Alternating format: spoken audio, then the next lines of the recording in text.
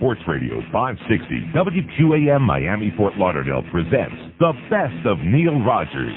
No live calls will be taken today. Neil is on tape, DAT tape or mini disc, but he's not here. Please don't call. The opinions heard on the Neil Rogers Show are those of the host and callers and do not necessarily reflect the views of Beasley Reed Acquisitions or the Beasley Broadcast Group, its management, or anyone else for that matter. Now remember, this is the best of Neil. Do not call. Put the damn phone down. Just relax and enjoy on 560 QAM. Can't beat that gator meat.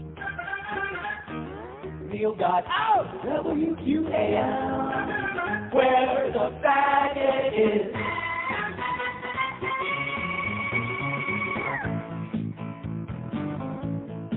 All right. Boy, I'm retching. Both my cheeks I'm stretching. Ruined my underwear. Didn't make it on time. I got streaked. The TV guide I'm wanting. I could use another newspaper too. I've been here too long. Here on the crapper.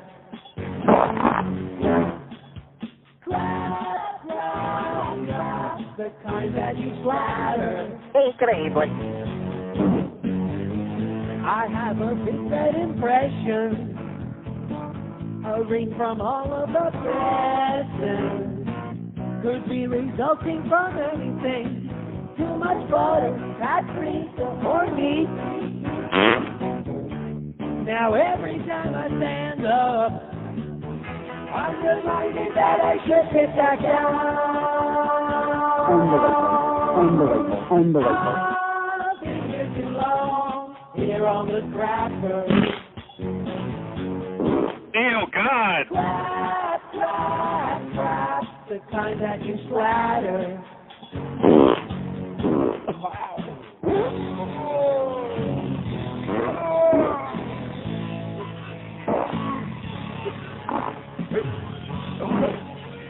I'll tell you one thing. I learned something this morning beyond a shadow of a doubt. Can't beat that gator meat. 10:03 at 560 WQM. Happy Wednesday to you. What is this obsession in this town with college sports? And not only college sports, but college. How far would you say it is? About 300 miles to Gainesville? I've never been there.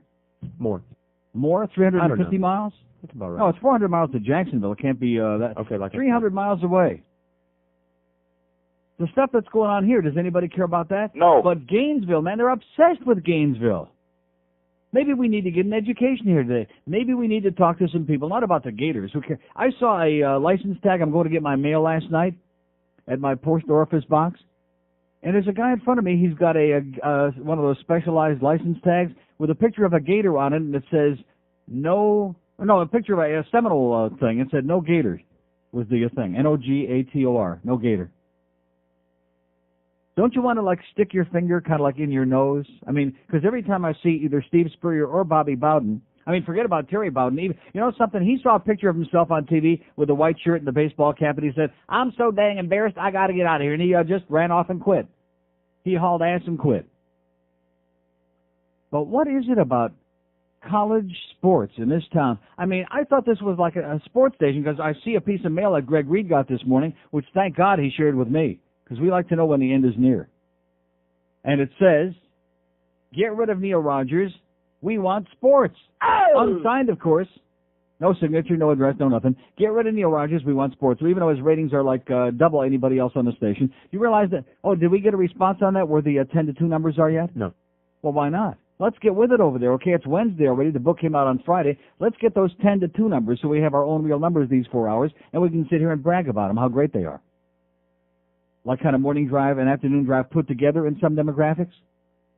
And they bring in more money, making more money than any other day part. But let's get rid of Neil because he don't want to talk sports, and he especially don't want to talk about that nose-picking gator crap and Seminole crap.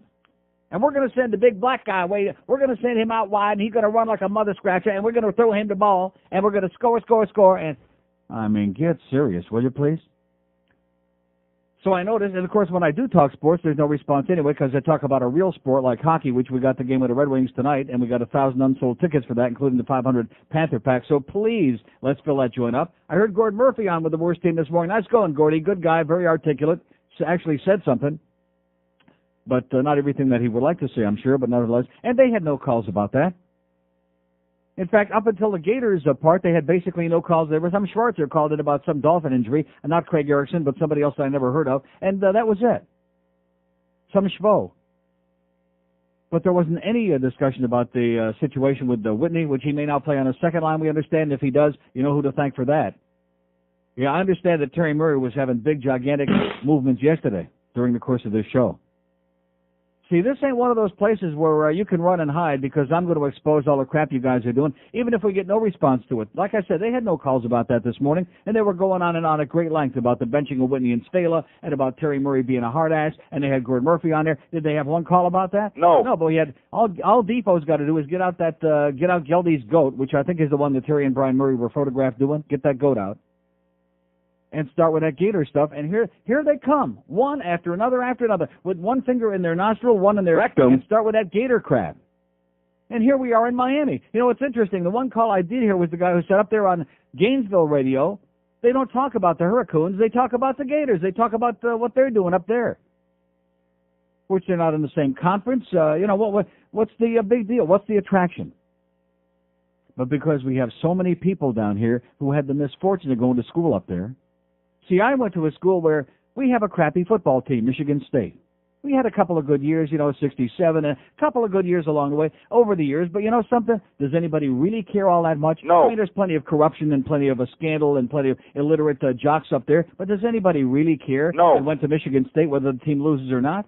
We got a great hockey team, but do we care about the fact that our football team sucks? No. And that Michigan, year in and year out, like this year, almost every year beats the snot out of us? We beat Notre Dame this year. Oh. There you go. That's our claim to fame. We don't need to do anything else.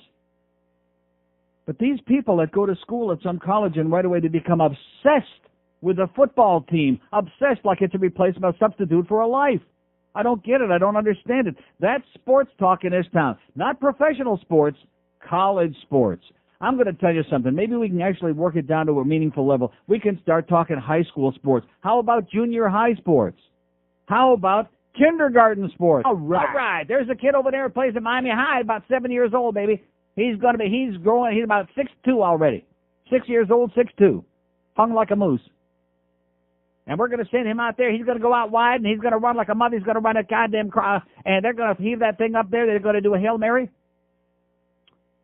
It's unbelievable, isn't it? Don't you think it's unbelievable? I do. It's amazing to me that grown people, that adults, are so obsessed and just so full of like psychosis about this, like it's important, like the future of the world depends on Gator football or Seminole football or Hurricane football, depending on who got the biggest, schvoes this year, stuff like that.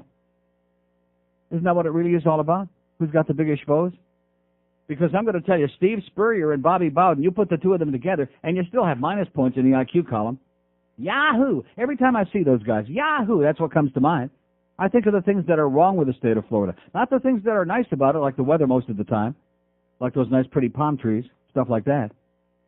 But I think of the things that are wrong when I see those guys, like I got my finger all the way up to where my brain used to be. In fact, maybe that's what happened. Maybe they had their finger up there so much where the brain used to be, they kind of like scratched it out. When in doubt, it kind of fell out. You know what I'm talking about? I think you do. Remember, this is the best of Neil Rogers. No calls today. It's all been previously recorded. The best of Neil on 560 QAM. It's all been previously recorded.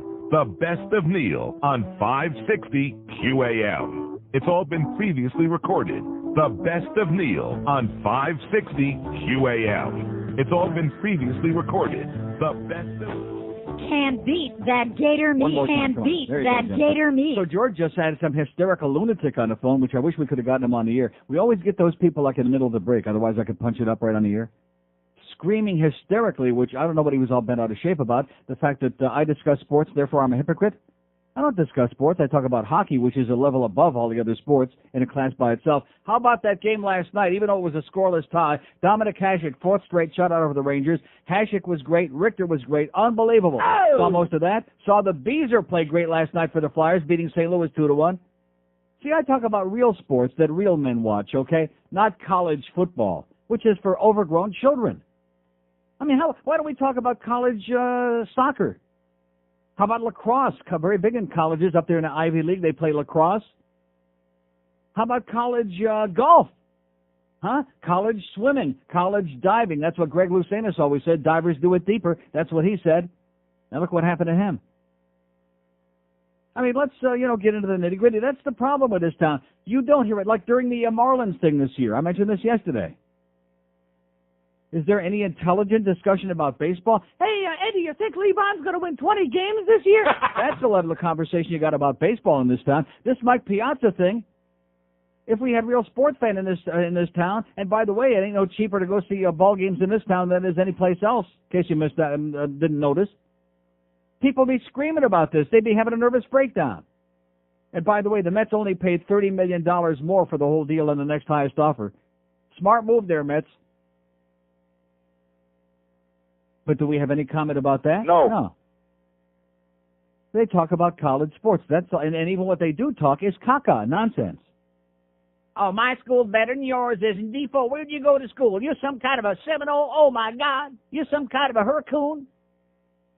That's not sports talk. That's caca. That's baby crap. That's like that. So the notion that I'm the evil one on here, there must be a reason that all these people are tuned in, like the guy that was screaming at you that claims he's going back to change his radio right now, who listens every single goddamn day and is listening as I speak right now, but doesn't have the cojones to call and speak to me and wants to berate you because he's such a macho man. He's probably a goddamn gator, if you ask me. And you know something? The Gators, the Seminoles, and the Hurricanes, they can all kiss my big fat rectum, because I don't give a crap about any of them. Except I do like to see the Hurricanes lose. I do like that. I'll confess to that. I was very, very sad when Dave Lamont was shrieking and yelling and screaming at the end of that West Virginia game on Saturday that the field goal was wide right or wide left or wide something, because I couldn't understand what he was saying, because he was screaming so goddamn loud as if it was about something very important, which it wasn't. But nevertheless, I do enjoy seeing them lose because, number one, of the corruption of the program, and number two, because of the phone. It's a phantom thing in this town. They couldn't even sell out the FSU game. With 60% or 80% of the people who were there were Seminole fans, they couldn't even sell out that game, could they? No. That's right. But if they should have like one of their glory years again all of a sudden, then they'll be packing 80,000 phony front run. This town is great for that, front-running phonies. Very big on that. So I'll talk about whatever the hell I want to talk about, thank you, and the response will be just the same, none, nil, just like I heard this morning. See, I feel much better about it now. There's only one person on this station that gets phone calls, that's Hank. Have you noticed that? Hank, no, seriously, Hank can sit down and do his 3 or 4 minutes or 5 minutes or whatever and ramble on. And there you go. Here's Tom and Davey, one after another after another. Now, most of them are, of course, compulsive gamblers, but nevertheless, I salute Hank the fact that his phones ring off the hook. Morning show, do they get calls? No. Do we get calls? No. Forget it. I got to pop a bone to get these bastards off their ass. They're out there. Just like that guy that's calling you, screaming and hollering, but they're intimidated. See, I'm supposed to be the limp-wristed fag. They're supposed to be the macho man. And, of course, they're hiding behind the anonymity of the telephone, which is, even less excuse for them not having the cojones to talk to me. But they just can't do it. Can they do it? No. No. I want to hear right now from some people that tell me about Gainesville. What are you giving me a look like that for? I've never been to Gainesville. I would like to find out something about what kind of a community. Is it kind of like Lakeland? I've driven through Lakeland. That's a horrible place. I've never driven through Lakeland. But it's is nice. It kind of like Lake City? I've driven through, is it like that, where they have a horse country, a lot of horses' asses running around? It's a college town, a lot of young people running around, a lot of bricks, a lot of ivy on the walls. Ivy? You can go float the Itchituck. Ivy on the walls? Are you making it sound like kind of like Harvard now, something like that, like no, Ivy League? No, it's just like Dartmouth or Penn or Cornell or whatever, Tigers. Ivy League school, kind of like Brown? No. Oh. Oh, I wouldn't know. Like an institution of higher learning? Does anybody learn anything in Gainesville? Is it like a real school? You learn how to drink. Well, you can do that at any school. I'm still waiting. Gainesville people, 567-0560, pound 560 on the Mobile One line. We want one person to give us before we get into anything else here this morning. Because I'm fascinated with the obsession with this gator thing here. I know that there are people, the animal huggers who are into gators. Has anybody ever seen any gator droppings? Because I thought I heard a few this morning during the course of the last half hour of that show. Gator droppings. Here's Miami. Hello. Okay, hold on a second. Hello. Hello, Neil? Yes, sir? Hey, I moved down here a few months ago from Houston. Yes? I moved down here during the time when the baseball team was selling out all their star players. Yeah. And I remember you were ranting and raving about that. You were giving away your tickets and different things, and you were trying to influence. And nobody cared. Right, but I remember that you were saying that you weren't against the players. You were trying to send a message, or we should send a message to Wayne Huizenga. Mm-hmm. My question to you is this, though. Now that we've got hockey, aren't we still supposed to be trying to send a message to him and not supporting the hockey? I've already said that. Hockey for me is a way of life. It's more than just a sport, and I don't care who the owner is. Hockey to me is more important than Wayne Huizenga or any one person. I don't give a crap who owns the team. In addition to which, he claims he's going to be selling the team. I hope he does real soon. Okay. I don't care about that. So then, and I've already said that. You know, it does make me a hypocrite. I've already admitted that. But hockey is more important to me than worrying about who the goddamn owner is. But, okay. But let's face it. I mean, as bad as the team is, it's not like the hockey team had a whole bunch of superstars that we gave away and we dismantled the team. I mean, we had a crappy team last year, and it looks like we got a pretty crappy team again this year. It's not like he did the same thing there. He slapped the fans in the face with the Marlins thing. Okay, he went out and he bought a championship team, spent a lot of money for it, and then he said, well, we got to have a new stadium. You know, we're not going to be able to keep the Marlins here. And then, you know, he gave everybody away. And they still didn't care. They lost 108 games, and nobody still cared about it. Well, I missed that segment where you made that statement. I said it many times, and I'm saying it to you again here. Okay. Thank you, sir. In addition to which, I don't pay for the hockey tickets. This station buys my hockey tickets. I buy a soda for about $2.50 or $2.75 or $3.25, whatever diet soda is in it. That's all the money he gets out of me. All right, now. Okay. Have a nice day. And back to you. Okay, there we go. Any Gainesville people online? No. Anybody online this morning? No. No, not a one. See what I'm saying? Is that a difficult thing to find out? Somebody who lived in Gainesville, somebody who went to school there. We got to find out what the hell is the big attraction with Gainesville.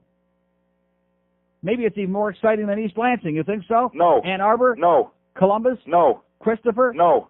56705. I'll wait. I'll sit back here and wait. This is going to be just like yesterday all over again. No music. I'll wait. Let that transmitter kick off. 5670560, pound 560 on the mobile one line. This is one of the great mysteries of my life. Gainesville. Gator droppings. Let's hear it. Come on. How long do you think this is going to take? And see, this one guy, the first guy that calls, he wants to do, not like a full-blown shot, but a little shot at me, aren't I a hypocrite? Yes, I am about the hockey thing. And like I said, I don't care who the goddamn owner is. Hey, just look around. Just keep looking around you. 567 0560, pound 560 on the mobile one line.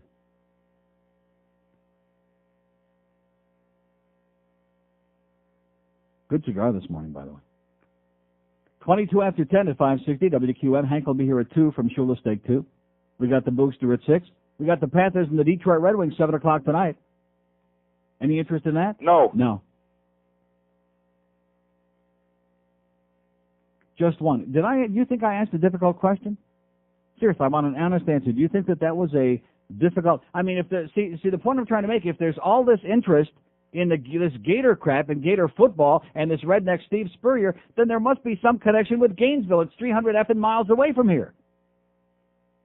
And I'm waiting to hear what it is, and I can't get one... And you know they're all listening. Every goddamn one of them, including this jackass that wrote the anonymous postcard, get rid of Neil Rogers, we want sports. And I'm trying to learn. I want you to learn me something, okay? And I still can't hear nothing here about Gainesville, which evidently is a hell of a lot more important than anything else that's going on. 567 0560. Are these lines working?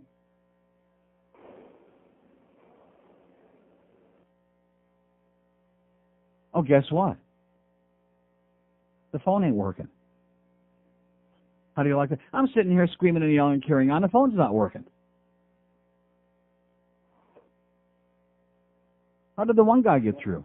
Hello. Hello. Yeah, how you doing? I'd like to. Where did you come from? I just called from mobile in Boca. How long ago? It's been ringing for about 10 rings. Our phone. I'm sitting here. You know something? I could be saying every word. The phone's broke. It might be. No, it might be. It is. I'm calling about Gainesville, though. Okay, let's hear it, pal. You're on. Class of '96 graduate. Went there for 5 years. And tell me all about Gainesville. What is it? All right. Well, I guess it's your consummate college town. I've been to some other college towns, and I thought Gainesville was the best one. Yeah. You know, I've been better to than East Tallahassee. Lansing? Better than East No, Lansing, Michigan? I don't know. I've never been up there. Oh. I've only been to a couple. Definitely not better than Ann Arbor. I Only guarantee been you to a that. couple schools in the South. Can't beat that gator meat. Yeah. So, you know, I can't talk about East Lansing and Columbus and places like that. My brother did go to Columbus about a month ago, though, for a football game, and he said he really had a great time. He said that, you know, of course, the people in Ohio are very nice, and that Columbus was a great college town. Yeah, He said Columbus is a good town. It was a little bit comparable to Gainesville, except that it was just a much bigger city, and of course you've got the different weather and the different. But I mean, because I hear people saying, well, of course they sell out every game in the football game because there's nothing else to do there. You know, I hear that all the time. They you know, they do say that. That's true, but you have to remember that about half the people that go to those games come from all around. They drive up from here, you know, from Tampa, from Jacksonville. So I mean, the population of Gainesville probably. I'm not going to say it doubles, but it goes up by a lot on game day. Now, what's the at University of Florida? What's the student population? Right now, it's right around 40,000. 40,000, and they do 70,000 and some for the games, right? 85. 85, and sell out every game, of course. That's right. Every game's sold out, even if we're playing Deaf and Dumb U or if we're playing Florida State. It doesn't matter. Oh, you're calling the Hurricanes names Deaf and Dumb U now? No. Gator meat. I'm talking about like those little cream puffs that we played open the season. Right. Well, everybody's got to do that, you know. And again, the reason why we do that is because, you know, our fans. See, the only problem is up in East Lansing we tried that too, but every now and then they beat us, so it didn't work out too well. Like Central Michigan, Eastern, University of Detroit. Luckily, that hasn't happened to us recently, so hopefully it won't happen in the near future. Okay, pal, go Gators. All right. See ya. Take care, Neil. Now, this was the most revealing thing that has ever happened to me in my life. I've been broadcasting for 600 years. And I'm sitting here, and I'm getting, every day, I'm getting sabotaged over here. I'm getting jobbed. You saw it. You're a witness. I saw it. Like I said, I hate this system. Getting people This stuck. phone system, I'm going to tell you, I'd like to break the goddamn thing now. I'm going to do a Hank Goldberg right here on the air and lose it. I'm going to do a Hank right here and just totally lose it. Because I've been sitting here for goddamn 10 months with a phone system that doesn't effing work. I'm sitting here saying to myself, even for a crank to be calling in, I mean, I know if we got anybody listening, something must be going on. I reach over here and I start pressing all the goddamn buttons. Now, let me ask you this. What happened after I did that suddenly magically allowed the calls to start coming through, George? What happened? I just picked them up. It's still broken. So, in other words, they don't ring. They don't ring, or it doesn't show up on here. Now, I could go and reset the system to see if that helps, and it probably will. But that'll hang up on everybody. I'm going to tell you something. This guy upstairs who wants to be a big shot, like I've told you before, Mr. Wannabe, we could get a goddamn erector set. We could get our own little goddamn teeny tiny transmitter and put it out here on 441. At least the people on 441 could hear the goddamn station in their cars, which they can't now. I could build a better goddamn studio with an erector set with a play toy than this man has put here for us. 10 months sitting here with a goddamn... And you remember in the beginning when the phones wouldn't drop off? We've had more effing technical goddamn problems and still got those big numbers. How do you like that for all you sports nerds that can't stand this show who are all listening right now? I'm going to reset it during the break. Everyone will... We ought to reset the whole goddamn radio station is what we ought to do. Remember, this is the best of Neil Rogers. No calls today. It's all been previously recorded. The best of Neil on 560 QAM. It's all been previously recorded. The best of Neil on 560 QAM. It's all been previously recorded. The best of Neil on 560 QAM. It's all been previously recorded. The best of... This station stands for nothing. Cool, baby. Let's turn this mother out. Puff the Magic Rapper is on my TV. No one heard of him before, or his name is Puff Daddy. I said that Puff the Magic Rapper won't be here that long. Not unless he learns to sing or to write a friggin' song. I said Puff the Magic Rapper is all over MTV, only because someone shot Notorious B.I.G. And that guy, maybe someone should tell him making it this way is wrong. picking at your dead best friend, seeking flesh and bone. Snoop Doggy Doggy Dogg on the ball track. 10:33 at 560 WQAM, a talk show without a phone that works. How do you like that? We're kind of used to it, though, aren't we? By this point, yeah. So, in other words, there were all these people calling. Every goddamn line had somebody on the other end, but they weren't ringing because the little green light don't come on in here. Like on line 2 here. See, now the dial is in, but when it rings, it doesn't light up, is what you're saying to me? That's what I'm saying. Great. Okay, so we'll do the best we can, as usual, here on Slipshod Radio. Here's a mobile in Miami. Hello. Neil? Yes, sir. Yeah, I'm a Florida graduate, and I got a little stuff to spew on that city. A lot of people are calling up trying to make this a glorified town about Gainesville and University of Florida. Let's face it, the nickname for that town is Hogtown. Mm-hmm. That's what it's known by the locals up there. It's called Hogtown. Yeah. And number 2, the only thing that's ever been beneficial out of the University of Florida is its marijuana growing. It's got some of the best weed in America. Oh! Now we're talking. The drug culture is phenomenal. And that's about what we did up there for 4 years, is I got stoned, got laid, and went to class once a week. Like I said, just like Ann Arbor, it sounds like to me. It was a great town. I'll never forget it.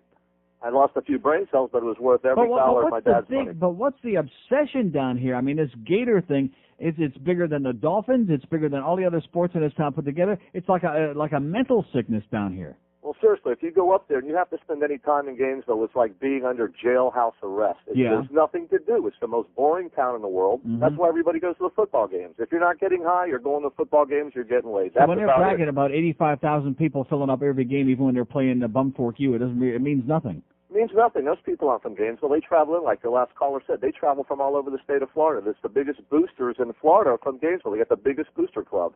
But there's nothing going on in Gainesville. It's a depressing, sad, pathetic town. And it's known as Hogtown, and any local will call you up and tell you that's the nickname. All right. Thank you, Neil. Okay, pal. Good day. Okay, George is on the way to see how good the weed is up there. We have now. Did that ring? I already know how good it is. What do you mean? No, how good the weed is from Gainesville? I visited friends up there, and yeah, he's right. The place sucks and there's nothing to do there but to get stoned. And get laid. So what's wrong with that? What's everybody bitching about? Sounds okay to me. 2 open lines a day, they won't ring. I don't know what's going on here. We ought to just play music today and teach these bastards a goddamn lesson. That's what we really ought to do. Stick us in here with a bunch of second-rate crap. Top-rated show in the goddamn market. Top billing, top rate. And by the way, do we ever get those numbers? No, from 10 to 2? Oh, and I don't think we're going to, at least not today. Why not? Duff is on vacation, and Greg will not be in today. Okay, so here you go. I want you to follow this now. Follow the bouncing ball, okay? The general manager, Greg Reed, with the pasty suit, he won't be in today at all. And the program director, you think I get a lot of vacations. This guy, when he's here, he's on vacation, number 1. But now he's on another. What is this? It's the end of October. It's only his 18th week on vacation this year. Is that what the deal is? Uh-huh. Yeah, there you go. So if there's something wrong, is there anybody? Oh, you know who's in charge? Oh, my God. And she don't talk to us. That's right. The water Nazi, she's the one in charge. Maybe that's why it's taking them so long to get that goddamn parking lot fixed downstairs. You notice that? They're repaving the parking lot, the inside, for those of us big shots. That's like a 10-year project down there now. By the way, when you go on vacation, can I borrow your clicker so I can park under the building like a hot shot? No. Next question. So this is fantastic. So let's just have a party here today, okay? Let's do our own thing. We got nobody running the place. It's on automatic pilot. They cranked in that automatic pilot switch, and we're just doing it and maybe it'll ring, and maybe there'll be somebody on there. Piece of shit out of town. That's your buddy. All right, that was great. That was his call for this 15 minutes. Now which buddy is that? That's the old guy. Oh, the old guy is at it today. Oh, with the death threats. Yeah. You, me, everybody, the wife, the receptionist upstairs. Yeah. We'll get to him again. I have his number. Do you have his number? What is his number?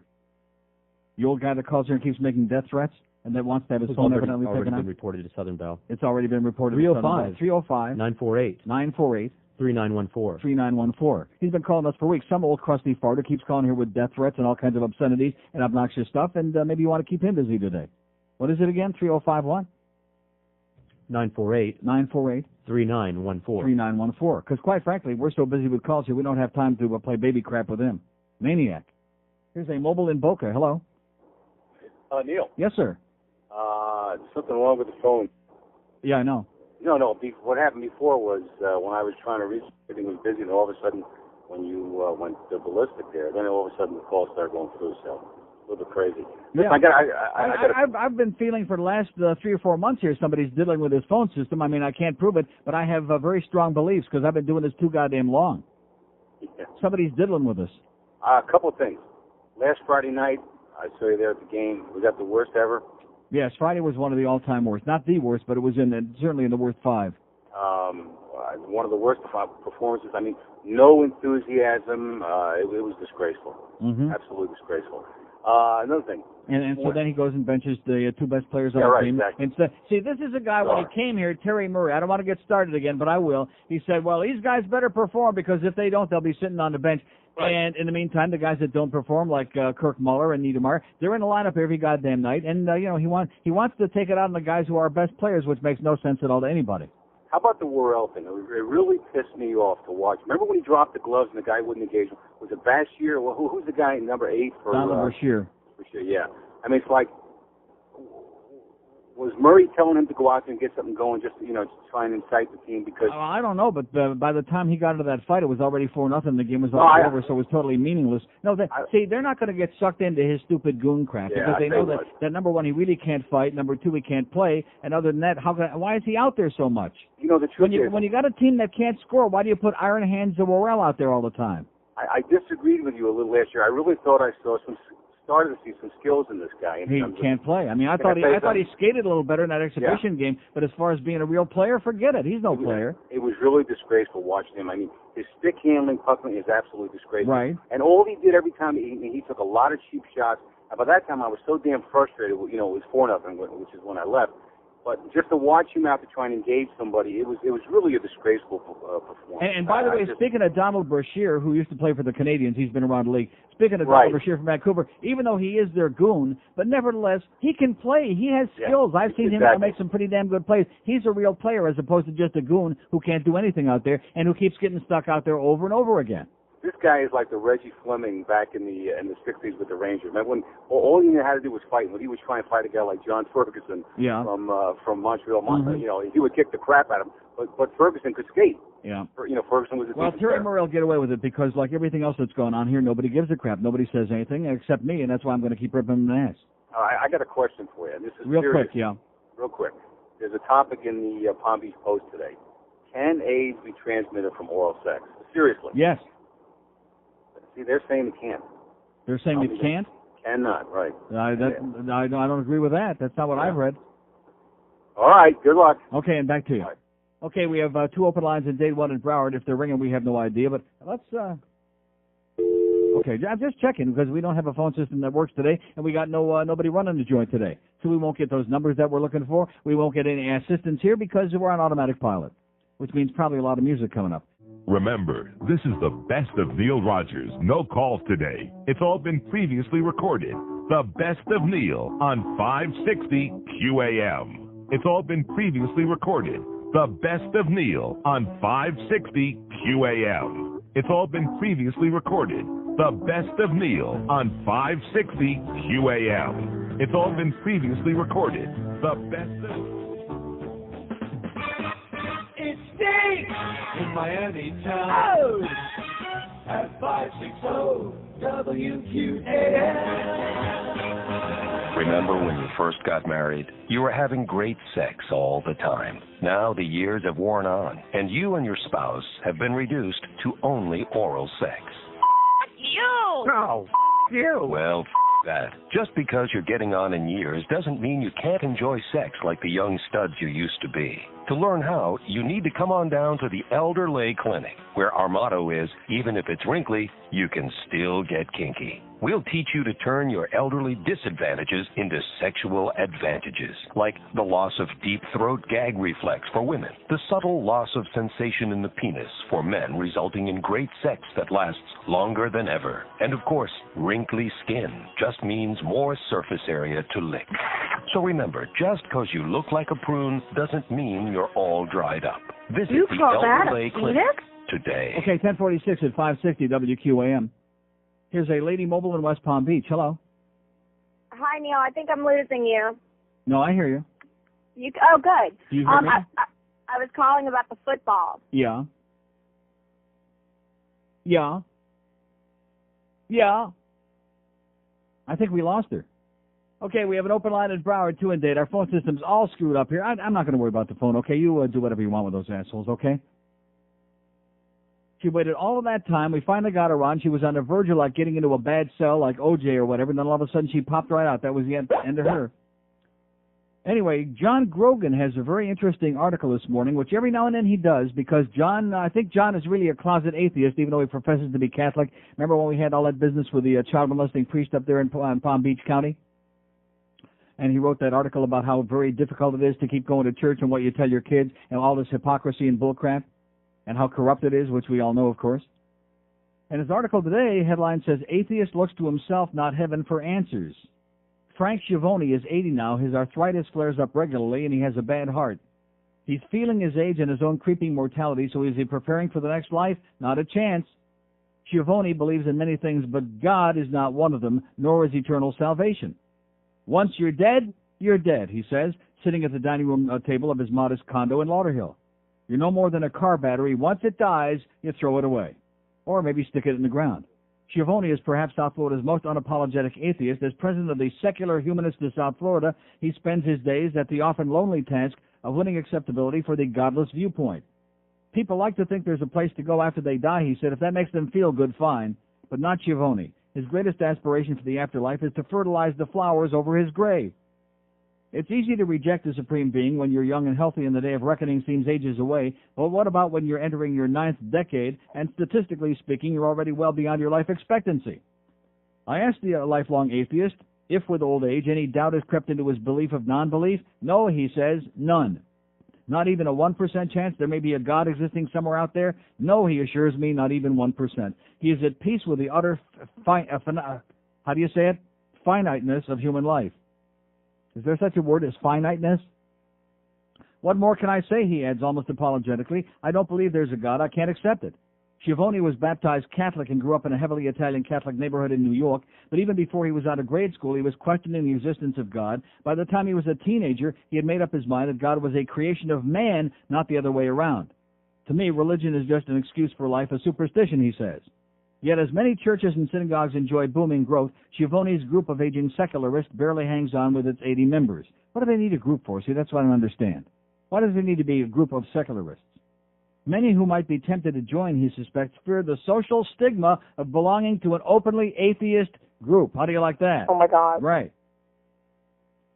As we talk, I'm surprised to see a Holy Bible sitting amid the clutter of newspaper clippings and hand-scribbled notes on the table. He anticipates my question. You always have to know what the enemy is doing, he says, and then his lips curl into a grin. I see he's joking. Shivoni doesn't consider religious believers the enemy. In fact, as a longtime peace and justice activist, he agrees with many of Jesus' teachings. The only belief he cannot endorse is the religion of intolerance. And atheists, he pointed out, are often demonized by the religiously devout. He points to a poll showing Americans would be more likely to elect as president an open homosexual than an atheist. Boy, am I in trouble. He calls the religious right the greatest menace to our country. Shivoni is less likely to quote the Gospel of Luke than the Gospel of Gertrude Stein, that is. Her words are inscribed on a plaque he displays. There ain't no answer. There ain't going to be any answer. That's the answer. It pretty much sums up Shivoni's own beliefs. Where the hell did the Big Bang come from? What's on the other side of the universe? It's beyond our ability to ever understand. He says, I don't even try. Sound familiar? One thing he does try to do is make a difference. We can't wait for somebody to come out of heaven to solve our problems, the aging atheist says. We as a human race have to solve them. Oh! Call him, John Grogan. And better by Frank Shivoni, this old fart 80-year-old atheist. Which, like I said, I don't know why you need an organization. Like our DNA thing, it's not an organization. It doesn't cost you anything to join. We got bumper stickers, we got placards, we got all kinds of stuff, buttons. But we don't have to be organized because it's just common sense. Do no harm. DNH. But that's an interesting thing there. It brings back to mind a situation that happened with me years ago. We were doing those appearances at the Miami Miracle games up there at the stadium, in the baseball stadium in Pompano Beach. And we had a crowd up there. I mean, we used to really fill up that place for a little minor league baseball. Thanks to Mike Beck, we had a great thing going there. We did a whole bunch of those appearances. And I think we broke the attendance record for the Miracle at any rate. And we had all these people up there, so I'm signing autographs, I'm doing the whole thing. And then I walk in to see part of the game. You know, I walk around into the stadium, and there's an old fart sitting up there with some other people. And I look up and I hear him say, I mean, he's one of those people who's talking about you, but make sure it's loud enough so that you can hear it. Or maybe his hearing aid wasn't working that day. He's an atheist. Yeah, the guy says, oh, there's Neil. The guy said, yeah, but he's an atheist. And he gave him a look like, oh, geez, he's an atheist. I mean, I could have expected if he said, oh, he's a fag, you know, something like that. But this far transcended any of that stuff.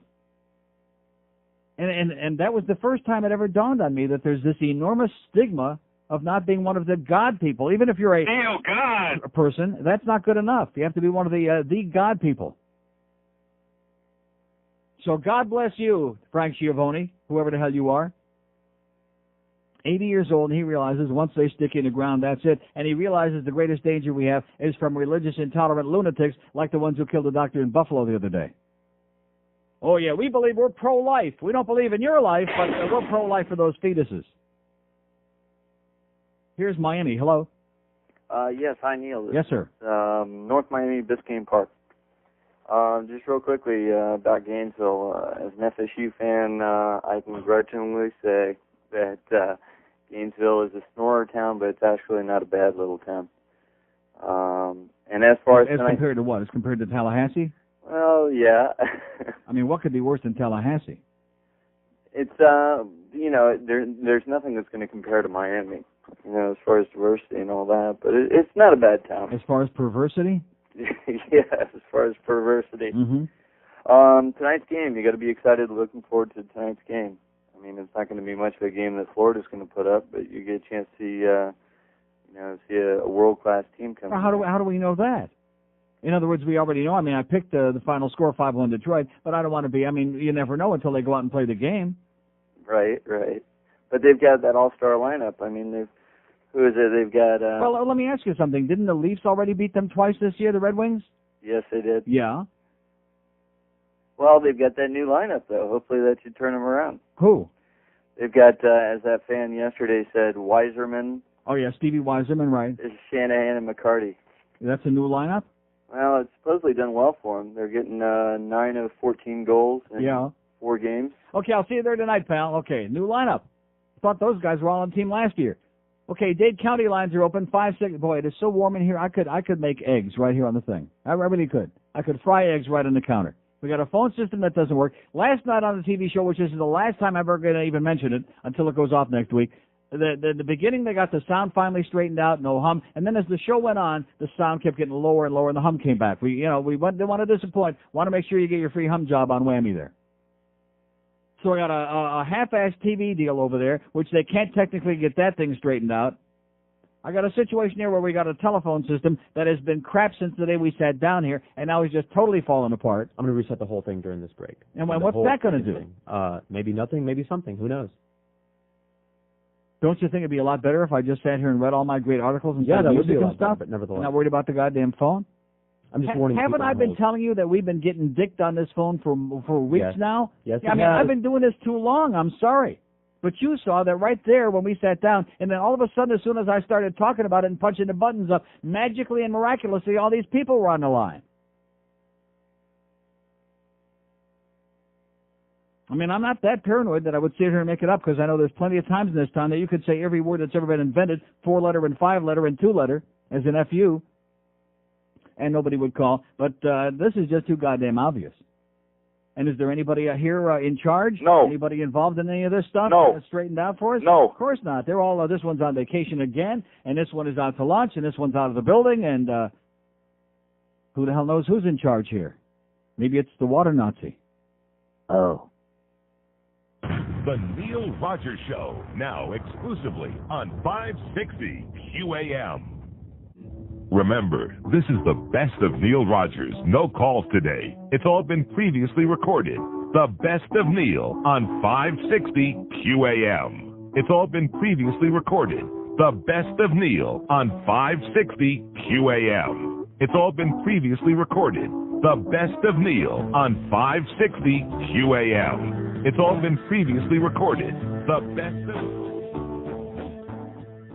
The Neil Rogers Show, now on 560 WQAM, Miami, Fort Lauderdale. You get a lot of it. Rogers on Sports Soul Radio, WQAM. Here we are, hello, Mr. Jetson. Welcome to Radio Shop. Hi. Jane sent me out to pick up a couple of batteries. Oh, what's she using them for? She wouldn't say. Just give me a couple of C-cells. Sure, that'll be 1 bar latinum. Here you go. Just a minute, Mr. Jetson. I gotta ask you a few questions. I'm in kind of a hurry. It won't take long. What's your address? Sky Pad Apartment. When were you born? 2062. Now, do you follow or obey religious organizations that might pose a threat to the Galactic Federation? Hey, what kind of... I'm sorry, Mr. Jetson, but I can't sell you these batteries until you answer my question. Okay, no. Very good, Mr. Jetson. And now, what's your penis size? What?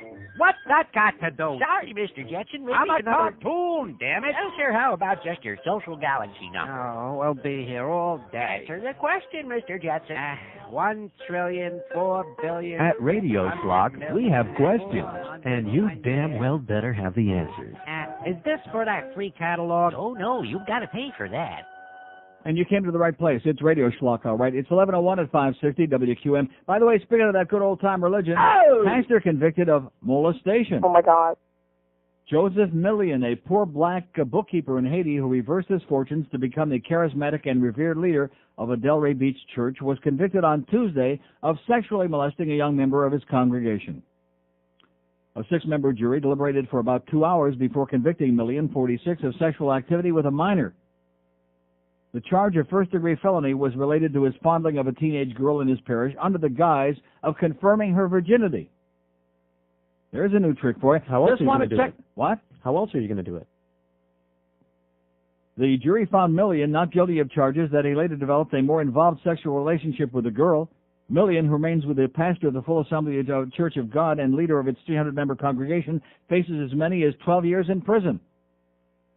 Dozens of members of the congregation crowded into the West Palm Beach courtroom on Tuesday. There were so many supporters that parents, unable to find seats for their children, ordered them to kneel in the aisles between the courtroom benches. Many of Millian's supporters, who consider him something of a cultural guru, wept openly after the verdict. One woman collapsed in her husband's arms when Palm Beach County Circuit Judge Howard C. Berman ordered Millian back into custody. He had been released from jail under house arrest. Our church has never been stronger, said Marie Rodriguez, a member of the Full Assembly congregation. We have faith Pastor Millian will be delivered. In all, 3 women who are now adults, wives, and professionals say they were molested by Millian when they were teenagers. Their stories are similar. Millian demanded to confirm that they were still virgins and fondled them shortly after they arrived from Haiti. 2 of the women say they later developed full sexual relations with Millian, but did not question it because of his stature in the community. Some of the alleged abuse took place more than a decade ago, so because of statutes of limitations, charges were only brought in connection with one woman's accusations. And then they go into this whole defense theory, but it says the theory was fatally flawed because Millian confessed to police that he had fondled the girl. Oh, Father, that's good. There we go again. So at least this time it was with girls. There you go. That's a breath of fresh air, a little bit of a change. Got to check out and see if you're a virgin, sweetheart. Yeah, man. Let me just stick my probe in there and see what we find. Just probing for the truth. Here's Pompano Beach. Hello. Morning, Uncle Neil. Yes, sir. Just, you know who this is, Go Leafs Go. Yeah. I just wanted to comment on a couple of things. First of all, I go to Gainesville every year, not for a football game, and I'll get back to that in a minute. Yeah. Gainesville's a beautiful town. It's really? in low rolling hills. It's got a lot of Victorian homes that are just, some of them restored, bed and breakfast. It's just gorgeous. Yeah. Okay? Now, second of all, I'm like you are. I don't like Huizenga, but I love hockey.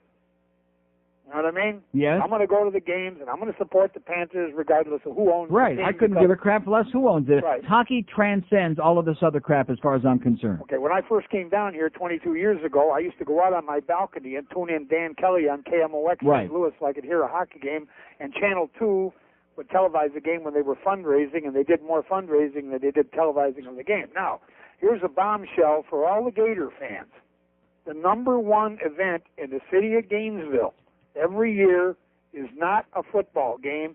It's the Gator National Drag Races held in March. It brings in more money. Oh, my God. Than all the Gator football games combined. They What have do you drag think queens of that? in March in Gainesville? Every year in March. Yeah, they're dragging it? Yep.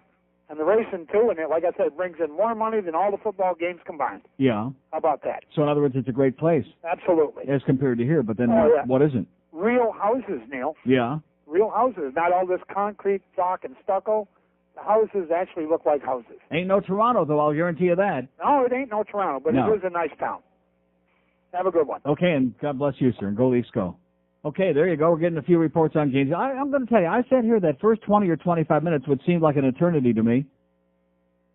And I realize we've gone through a rough, what is it, about the last 6 months on this radio station? But, I mean, this was just unbelievable. Just incredible. And it was like that skit on SCTV where the guy's sitting there doing a show and he can't make the phone ring for love or money, and finally after he starts screaming and swearing and carrying on and let's kill all your children, and the phone finally rings and, oh, wrong number. And that's what I felt like here this morning. Because we're being dicked here with a goddamn bunch of cheap crap that they got at Woolworths or somewhere, at Radio Schlock. And we're trying to make magic here for these people. And is there anybody here who has any interest in this? No. Oh, well, they just all conveniently happen to be out again here today. Get that automatic pilot switch going because there ain't nobody here running the ship. Oh. Yeah, just the water Nazi. Here's a mobile in Fort Myers. Hello. Yes, Neil. Good Yes, sir. afternoon. Hello? I'm here. Yes, sir. I can barely hear you, though. Very briefly. Yesterday, apparently, on my suggestion, one of these Colombian hockey fans called in. Oh, yeah, okay. Have a nice day, pal. This guy wants to call every single day and tell me about his day. See, we don't play that game here, sir. We got just like the guy that called me yesterday who wanted to pick up where he was the day before and repeat the same whole conversation again about the pot and whatever we were talking about. We don't play that game here, sir. I realize you're kind of desperate over there in Fort Myers. Just kiss the ground that you got this show on the air, at least temporarily. But we're not going to have a running repartee. This is now his third attempt to call in here and unload his hostility and psychosis about Colombians. I hate to break the news to you, sir. I hope this doesn't burst your bubble. I like Colombians, okay? I'm not too big on the Medellin cartel, but anybody outside of that, which I think there might be 10 people in the country you haven't joined yet, other than that, I like Colombians, okay? So you yahoos over there in Fort Myers, and I realize that not everybody who's listening, in fact, most people listening to the show don't fall in that category, but a few have spilled over who think that you can use this radio show to spew your generalized hatred and venom. Forget it. Go get your sheets out, have a great time this weekend at the rally, and leave us alone over here, okay? And just kiss the ground that you're over there in Fort Myers. Otherwise, the Colombians would come and goddamn put your ass out of town on a rail. That's right. What a bunch of horse crap that is. Every day this guy feels compelled to call in like he's going to have a running debate. I'll tell you what, old buddy. Why not come on down here? You give us a date. You give us a date at high noon, and we'll get a whole bunch of our Colombian friends to meet you down here, and we'll have a seminar at the Holiday Inn. And you can stand there and look them right in the puss, face to face, and you can tell them that they're all a bunch of subhuman, no good, thieving, scumbag, or whatever the hell you said, and then see what the response is, okay? And maybe you might learn something. Maybe you might be able to iron out your differences. Oh.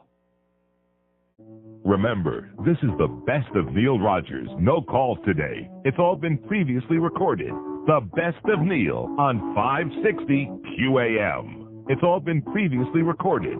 The best of Neil on 560 QAM. It's all been previously recorded. The best of Neil on 560 QAM. It's all been previously recorded. The best of... Holy Mackinac! This is Joe Bowen, the voice of the Toronto Maple Leafs, and you're listening to the Hockey Authority's Neil God. So, Fred, what's up? I'm ordering myself 5 whiskeys straight up. What for? I just had my first Hummer. Hey, Freddie, boy. Hey, bartender, get my buddy here a Celebration Gold. He just had his first Hummer. It's for times like these when you really want to party that you should settle for no less than a Celebration Gold beer. Hey, Mikey, thanks a bunch. If a Celebration Gold don't get this taste out of my mouth, nothing will. What? And it's for times like these that you need a Celebration Gay, the only beer with real mouthwash in it. Make that a Celebration Gay, bartender. I'm not gay, Mikey. I just needed some cash.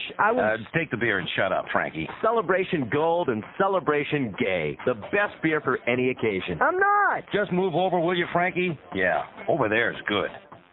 Okay, 11:13 at 560 WQAM. Here's an interesting fact which I think may have some truth in it. It says, your phone lines remain in trouble, so I resorted to the facts.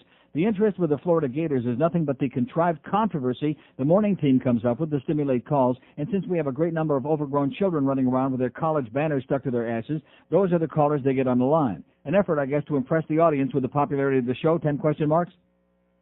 And he goes on to say, I'm not a hockey expert by any stretch of the imagination, but what the new coach of the Panthers has done with Mr. Whitney is not only unacceptable, but tedious repetition of the crappy product we were given last year. The more things change, the more they stay the same. Okay, excellent job, sir. Excellent observation, and right on all counts. And again, I don't want to diddle with anybody else's show, but I can only speak as somebody who's like a captive audience here the last 20 minutes of that show when I'm getting ready to do this show, if we ever get the equipment working. And that is that hearing all these Gator people calling in and hearing that goddamn tape of that radio station up there over and over again is ponderous at best. Now, am I the only, George and I, are we the only two people in this state, in this town, who don't care about the Gators? We've got to be. We're out of step, mister. You better get with it. I don't give a flying crap about the Gators, about the Seminoles, about the Hurricanes, or about the Spartans, to be honest with you. I saw a little bit of their pathetic performance against Minnesota Saturday, which they wound up blowing a game in the last minute and a half. Minnesota scores 10 points. And we wound up blowing the game. And I'm used to it. Did it change my life? No. It reminds me of a call I had this morning. I'm coming to work, and some kid calls. He's reading a prepared speech about the Dolphins, congratulating them on their win on Sunday, and bada beep, bada boom. And then he talks about the Buffalo. He's reading it. He's got it written out longhand. And he talks about all the sleepless nights we've had in the past over Andre Reed and this one and Bruce Smith. And I'm thinking to myself, I know it's been a great rivalry for a long time until the Bills' fortunes turned south, but I mean, is there anybody in this town that had sleepless nights about the Dolphins playing the Buffalo Bills? No. I mean, did you ever have any sleepless nights over it? Unless maybe you were making a big bet. I could understand having sleepless nights if you're making, a compulsive gambler like Defoe or some of the other people we got on this station. But a sleepless night, and this was some kid who I don't think is making any bets on the game, not yet. Sleepless nights over Bruce Smith and Andre Reed and Jim Kelly, who's long gone, and all those other goyim. Wow, and Thurman Thomas. Here's Miami. Hello. Neil. Yes, sir. I heard you talking about Gainesville all day, huh? Yes? No, all day? Well, this morning. Yeah. I went to Gainesville last week, and I went to school there for 5.5 years. Yes, sir. And you have some older people calling in. They're kind of missing the point behind Gainesville. Okay, what is the point behind Gainesville? I spent 5.5 years there. I still go a couple times a year. It's because of the drug scene, Neil. Yeah. Can't beat that gator meat. Yeah, man. Designer drugs are rampant. Mm-hmm. And the women just go crazy. The girls go crazy all weekend. You don't sleep All ever. right. And it's called Gainesville Green, for those of you who want to know. Okay. And that's the popularity behind Gainesville. It's not any different than any other city or town. There's a lot of hillbillies, a lot of money that go there. Well, why don't these people who call in on the morning show, why don't they admit that instead of talking about Steve Spurrier and all this boring crap about who's got the biggest Schwarzes on the team and who's going to catch the most passes and who's got the biggest linemen and all this other tedious crap? Why don't they talk about the good stuff? Because when you reach age 40, you lose track of that kind of thing. Yeah, but too much bad weed, I guess. Well, yeah, and you think it's all about football when you get to that age because you can't party with the young girls anymore. There you go. Well, up until age 40, Neil. Maybe when they discover Viagra in Gainesville, man, maybe these guys might get a life. And they have the best all-night rave club in the country in Gainesville. Yeah. It opens at midnight and it closes at noon. Mm-hmm. And those are the main reasons us under 40 go to Gainesville. All right. Thanks for the good news. There's our first honest call of the year, and it's already the end of October. We have an open line in Broward, Dade County, but we really don't know what we got because the phone is still all screwed up and will be what? I keep checking them. Nothing. Yeah, okay. Well, I don't want to say those are the Dade lines because that's another thing with this system. Some of them come in on those last three lines. Who knows where the phones are coming in here? I'm sitting here screaming and carrying on like a maniac, and the phone system's a piece of crap anyway. So what's the point? 567-0560, pound 560 on the AT&T wireless line. George will just keep, going up and down. Just keep punching it. And the phone lines, too, and see if there's anybody. Button, who's got the button, baby? This is unbelievable. I've done talk shows under bizarre circumstances before in my life, but never in my life with one where we're playing hide and seek today with a phone. Just beautiful. Nice going, Greg. Here's a mobile in Margate. Hello. Hey, what's up, Neil? Yes, sir. Real briefly, I want to just say I agree with everything you say about religion. I just finished Farewell to God. Great. Excellent book. I know there's another book that you quote from occasionally. I was wondering if that book is available anywhere. What book is that? I'm not really sure. I know there around the same time that you brought up Farewell to God for the first time, there was also another book that you were discussing or quoting from or reading from or something or other. I wonder. Beats the hell out of me. Maybe it was The Exorcist, William Peter Blatty. That must have been it. Yeah, that was it. Yeah, okay, thanks, man. That's where you'll get the real good stuff on religion, pal. That's where you'll get the lowdown, is in The Exorcist. Because whatever you do, don't forget. That the power of Christ compels you! Absolutely. Correct, sir. Because it's that voodoo, baby. It's that old black magic. Put that chicken on your head. Wave it around. Speak in tongues. Grab a hold of that wicked snake like they do on Kenneth's Frequency and twist it and yank it. And the snake, too. 567-0560. I have no idea what we got and what we don't have because I do know what we do have, and that's a crappy phone system that's been crappy since the day we said, who makes this thing? Gentner? Whoever the hell Gentner is, I wish you have a bad bowel movement, okay? I hope you wind up with a bruised goddamn rectum like I had there for a few days. Not only does their phone system suck, yeah. Their call screening software sucks, was designed by someone who never produced a show. Yeah. And when you try to talk to them about it, they don't want to hear from it. Yeah. We tried to get some modifications. But I'll bet you it sure was cheap compared to whatever we used on a real radio station. No question. You know, you can knock IOD all you want, but I'll tell you one thing, okay? And we had some stuff over there, like those old cart machines. You know, we had some stuff that wasn't maybe the best. But generally speaking, Mitch Ween over there, and then even, what's his name? Roy! At Paxson, who was a hard ass, but nevertheless, they spent just untold amounts of money to bring in the best goddamn equipment, the most state-of-the-art stuff that money could buy. Unfortunately, just like over there at Whammy, they had a bunch of engineers who didn't know how to make it work right with their digital stuff at the TV station, but nevertheless, they spared no expense in bringing us in the state-of-the-art to try at least to give us the opportunity to compete, to be a real goddamn radio station on AM, which ain't easy, baby. But this joint over here, and I'm going to tell you, you Beasley people over there in Naples, you're a disgrace. You're not broadcasters, you're schlockmeisters. Schlockmeisters. If this audience could have seen what we went through those last days of December before we finally got on the air, coming in here day after day after day and being told, well, this part, and the stuff was coming in here piecemeal. Because we sure weren't going to spend that money to buy new stuff, were we? No. Oh, no. We had to get the computer over here, the DCS that plays all of this neat stuff like that. We had to get this from Philadelphia from some of their other bumfork station up there, and it came in pieces. One carton one day, another carton, and of course, poor George Corso was working 24 hours a day trying to put it together with Scotch tape. And then, of course, this beat-up old cart deck that they probably kicked out of one of those, maybe even the Fort Myers station said, here, we don't want this thing in the building anymore. That also came in a box. Like I said, this was like a Tinker Toy studio, a Tinker Toy radio station. We're sitting here with like a 10 or 11 sharing men in this market on a make-believe goddamn radio station. Getting postcards saying, hey, Greg Reed, get Neil off. We want sports on the air 24 hours a day. How do you like that? So you can go back to your 2 shares. Or maybe your 1 shares like when you had when Christine was on there in the midday. And even when I was off the air for 7 months, did they still have a number here in midday? No, they did not. So just so we can satisfy some of these overgrown children, and like I said, you listen to the conversation, you try to talk about any sport in this town. There are no people in this town who can discuss sports intelligently, maybe like 1% of the people here. And most of those are people who are fans of other teams because they're sure as hell not from here. Stevie Weiserman, that guy yesterday, that Weiser guy yesterday with Stevie Weiserman. Yeah, another hockey expert. But college football, now we're talking, baby, because they got, and we found out why, they got the good weed up there in Gainesville. At least we finally had somebody who straightened it out for us. Only took us an hour and 20 minutes, but we finally got to the bottom of it. Get the seeds out of it. Here's Fort Myers. Hello. Hey, Neil. Yes, sir. You tell them about Beasley. They got all the money down there in Naples, and they remodeled 770 over here, you know. Did they really? Yeah, so that's about the time that you came on. Yeah. So they well, I hope did. the signal is loud and clear over there and that everybody over on the West Coast hears me saying that the Beasleys are a cheap bunch of bastards who look like they came out of a Dempsey dumpster. Well, That's what they look like. They're giving up good talk radio over here, and they're putting on another shock jock in the morning with old Joe, and so we'll see what happens here. I wanted to talk to you about Gainesville. Yeah.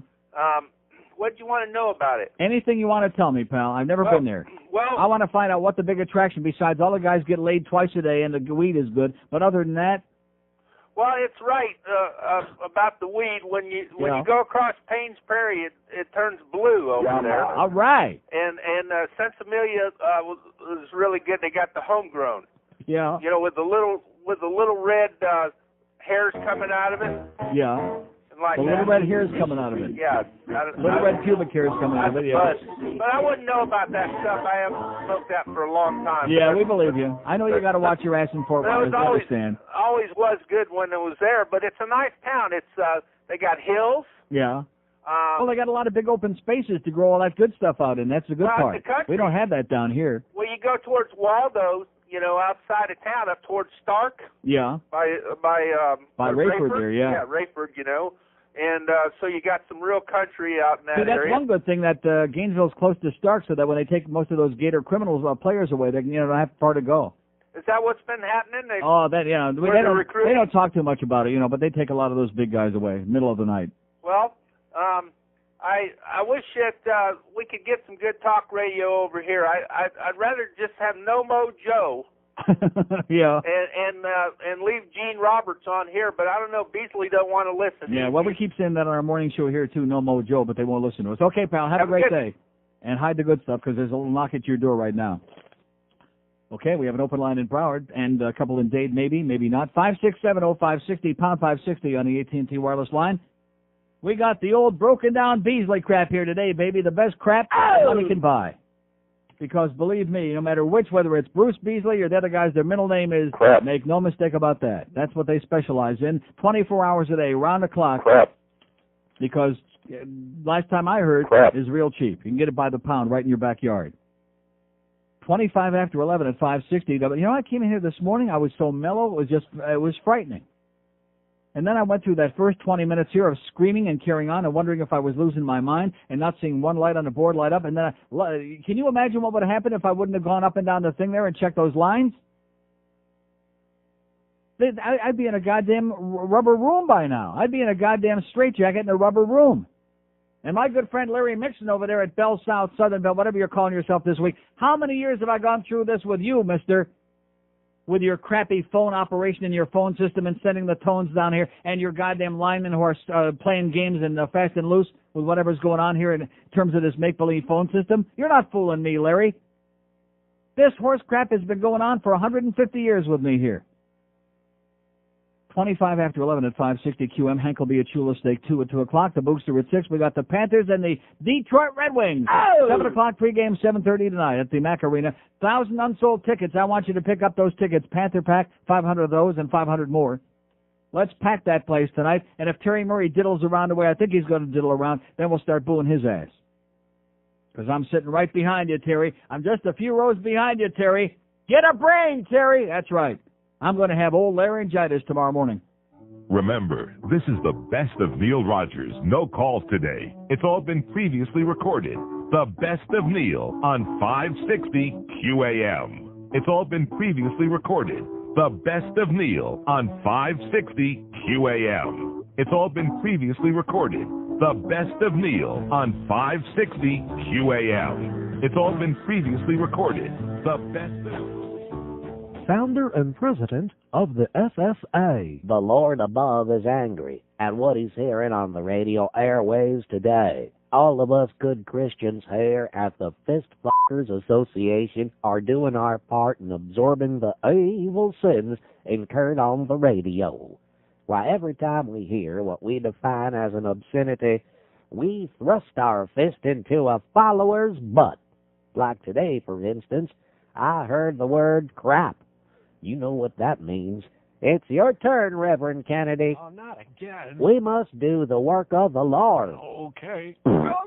Now it's my turn. We urge you not to patronize the sponsors of these radio havens. Please visit our website at www.fistfuckingchristians.com. And remember to fist for Jesus. Fist for Jesus. Fist for Jesus. Fist Okay, I think they're done. It's 11:32 at 560 WQAM. Those date lines, 5670560. Let me get them. Let me try them. 5670560 and pound 560 on the AT&T wireless line. We're operating with what? We can play call or no call. Call or no call. That's good. Rick and Sons would like that. No call on 1. No call on 2. No call on 3. I'll predict. No call on 3. Okay, there you go. Well, it's a 50-50 chance. It's like flipping your thing, flipping your loin. 5670560, pound 560 on the AT&T wireless line in Dade County, maybe, we think. And if you call and it rings, too bad. Here's a mobile in Palm Beach. Hello? Hey, Neil. Yes, sir. What were you talking about Bruce Smith for? Meaning what? I don't know. I missed it. You were talking about... Well, then open up your ears, okay? This guy's calling me. What was I talking about him for? Because he's an asshole, pal, just like you are. He's a big, fat asshole from Buffalo, wherever he's from. Open line at Broward, 5670560, pound 560 on the AT&T line, and all three in Dade, I think. Hello? QAM. Hello? Yes, sir. Why are you screening? What is it? Why are you screening? What do you mean, why am I screening? Yeah. Oh, is this one of the little Julios, one of our little boyfriends? Yeah, blow it out your ass.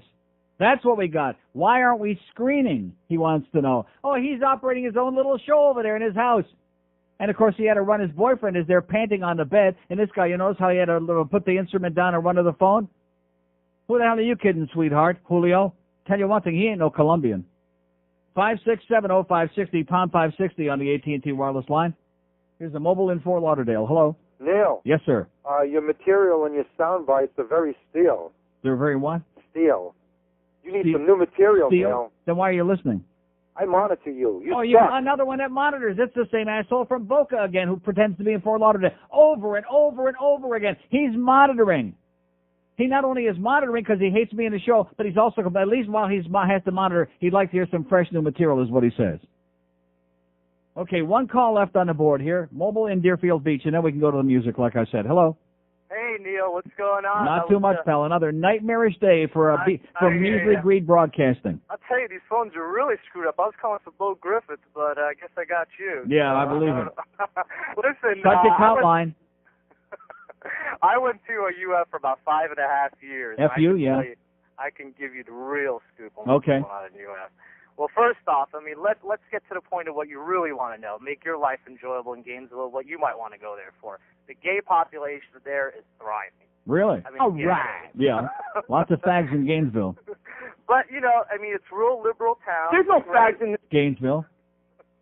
But in the summer, though, it sucks. It's absolutely horrible. It's Yeah. a big, overgrown hick town. That's all it is. Uh-huh. You know, but it's a great town. I mean, I was there, like I said, for 5.5 years. Although if I would have had to do it all over again, I would have went to FSU. And the only reason that is, you know, if you're a swinging Richard, I mean, there are too many swinging Richards in Gainesville. All right, I mean, Really? put it that way. Huh. Oh yeah, I mean, if you're a hot girl in Gainesville, you got it made. You know, I mean, so anyway, that's really it. Okay, glad you had a great time, pal. Thanks a lot. Bottoms up. Okay, there's the lowdown. It's just a party place where people get drunk, they get laid, they got the good weed, they got green stuff, blue stuff, yellow stuff, stuff of undetermined origin, and that's it. And all these assholes calling on a morning show talking about the Big Schwartz is going to go out and catch the pass. Nobody cares about that. So quit putting on an act. Okay, we cleaned the board out, thank God. 5670560, pound 560 on the AT&T wireless line. Lots of response to that John Grogan column that I read. We get a lot of response to that? No. Lost Rights by James Bovard. Anybody go out and buy that book, which I recommended heartily the other day? No. No, absolutely not. But since we have nobody on the board, I'm going to go back and read just 1.5 pages here. Excellent stuff. As I go through the book, I just find more stuff that I mark, and I come in and read it on the air because I know you're too damn lazy and too cheap to go out and buy the book. Willie Jones of Nashville was flying to Houston on February 27, 1991, to purchase plants for his landscaping business. Because Jones was black and paid cash for his plane ticket, the ticket clerk reported him to nearby Drug Enforcement Agency officers who presumed Jones was a drug courier. DEA officers at the Nashville airport approached Jones, checked his ID, and asked permission to search him. Although Jones refused to grant permission, the officers searched him anyway and found $9,000 in cash. The DEA agents then announced they were detaining the money. Jones observed, they said I was going to buy drugs with it. Their dog sniffed it and said it had drugs on it. A 1989 study found that 70% of all the currency in the U.S. had cocaine residue on it. Jones never saw the dog. The officers didn't arrest Jones, but they kept the money. When Jones asked the officers for a receipt for his money, they handed him a receipt for an undetermined amount of U.S. currency. Jones objected and asked the officers to count the money out, but the officers refused, claiming that such an action would violate DEA policy. Federal Judge Thomas Wiseman, in an April 1993 decision, concluded that the officers' behavior at that point was casual and sarcastic, that they believed that the seizure of the currency was all but a fait accompli, that they cared little for Mr. Jones' feelings of insecurity. Judge Wiseman concluded that the DEA officials' testimony on the seizure was misleading, unconvincing, and inconsistent, and ordered the money returned after a 2-year legal battle. Jones observed, "I didn't know it was against the law for a 42-year-old black man to have money in his pocket." Should have known that, Jones. Asset forfeiture increases the power of local policemen over people whom they don't like. In Washington, D.C., police routinely stop black citizens and confiscate small amounts of cash and jewelry on the streets and in the parks, even when no drugs are found and no charges are filed. Ben Davis, a resident of Washington, complained, "I've got money in both pockets, but I don't know how much. The assumption is if I can't tell you exactly how much I have, it must be from some criminal enterprise." Increasingly, the mere suspicion of a government official is sufficient proof to nullify proof that a citizen legitimately owns his property. The Volusia County, Florida Sheriff's Department set up a forfeiture trap to stop motorists traveling I-95 and seized an average of over $5,000 a day from motorists between 1989 and 1992, over $8 million total. In 3/4 of the seizures, no criminal charges were filed. An investigation by the Orlando Sentinel revealed that 90% of those seizure victims were black or Hispanic. When confronted with this statistic, Volusia County Sheriff Bob Vogel said, "What this data tells me is that the majority of money being transported for drug activity involves blacks and Hispanics." People whose cash was seized by the deputies received scant due process of law. As the Sentinel noted, one deputy told 2 blacks from whom he had just confiscated $19,000, "You have the right to follow us back to the station and get a receipt." Even citizens who provided proof that their money was honestly acquired, including a lottery winner's proof of his lottery receipt, were treated like drug dealers. Volusia County officials routinely offered settlements to drivers whose cash they seized, offering to return a percentage of the seized cash if the drivers would sign a form promising not to sue them. All right. The Neil Rogers Show, now exclusively on 560 QAM. Okay, 15 till noon at 560 WQAM. What are you giving me a forlorn look in there for, David? What's the problem? Do we have a problem? He wants you. Really? No chance. Where's Rob? Where's Danny? Okay, where are we going? Here's a mobile in Pompano Beach. Hello. How you doing, Neil? Okay, sir. I got something that I think you need to know about. Okay. Up in Volusia County, I was just up there the other day, and this is a subject we talked about a long time ago. I stopped at the rest area. Lo and behold, in the stalls were many glory holes. Really? Filled with concrete. Yeah. On a sign on the wall by the Volusia County people up there, the drilling of holes on these premises is unlawful and violators will be prosecuted. Guess they don't like those glory holes up there, Neil. Yeah, in fact, last time I was up there was a big sign that said... You're looking for glory holes. Yeah. Well, they're looking for them.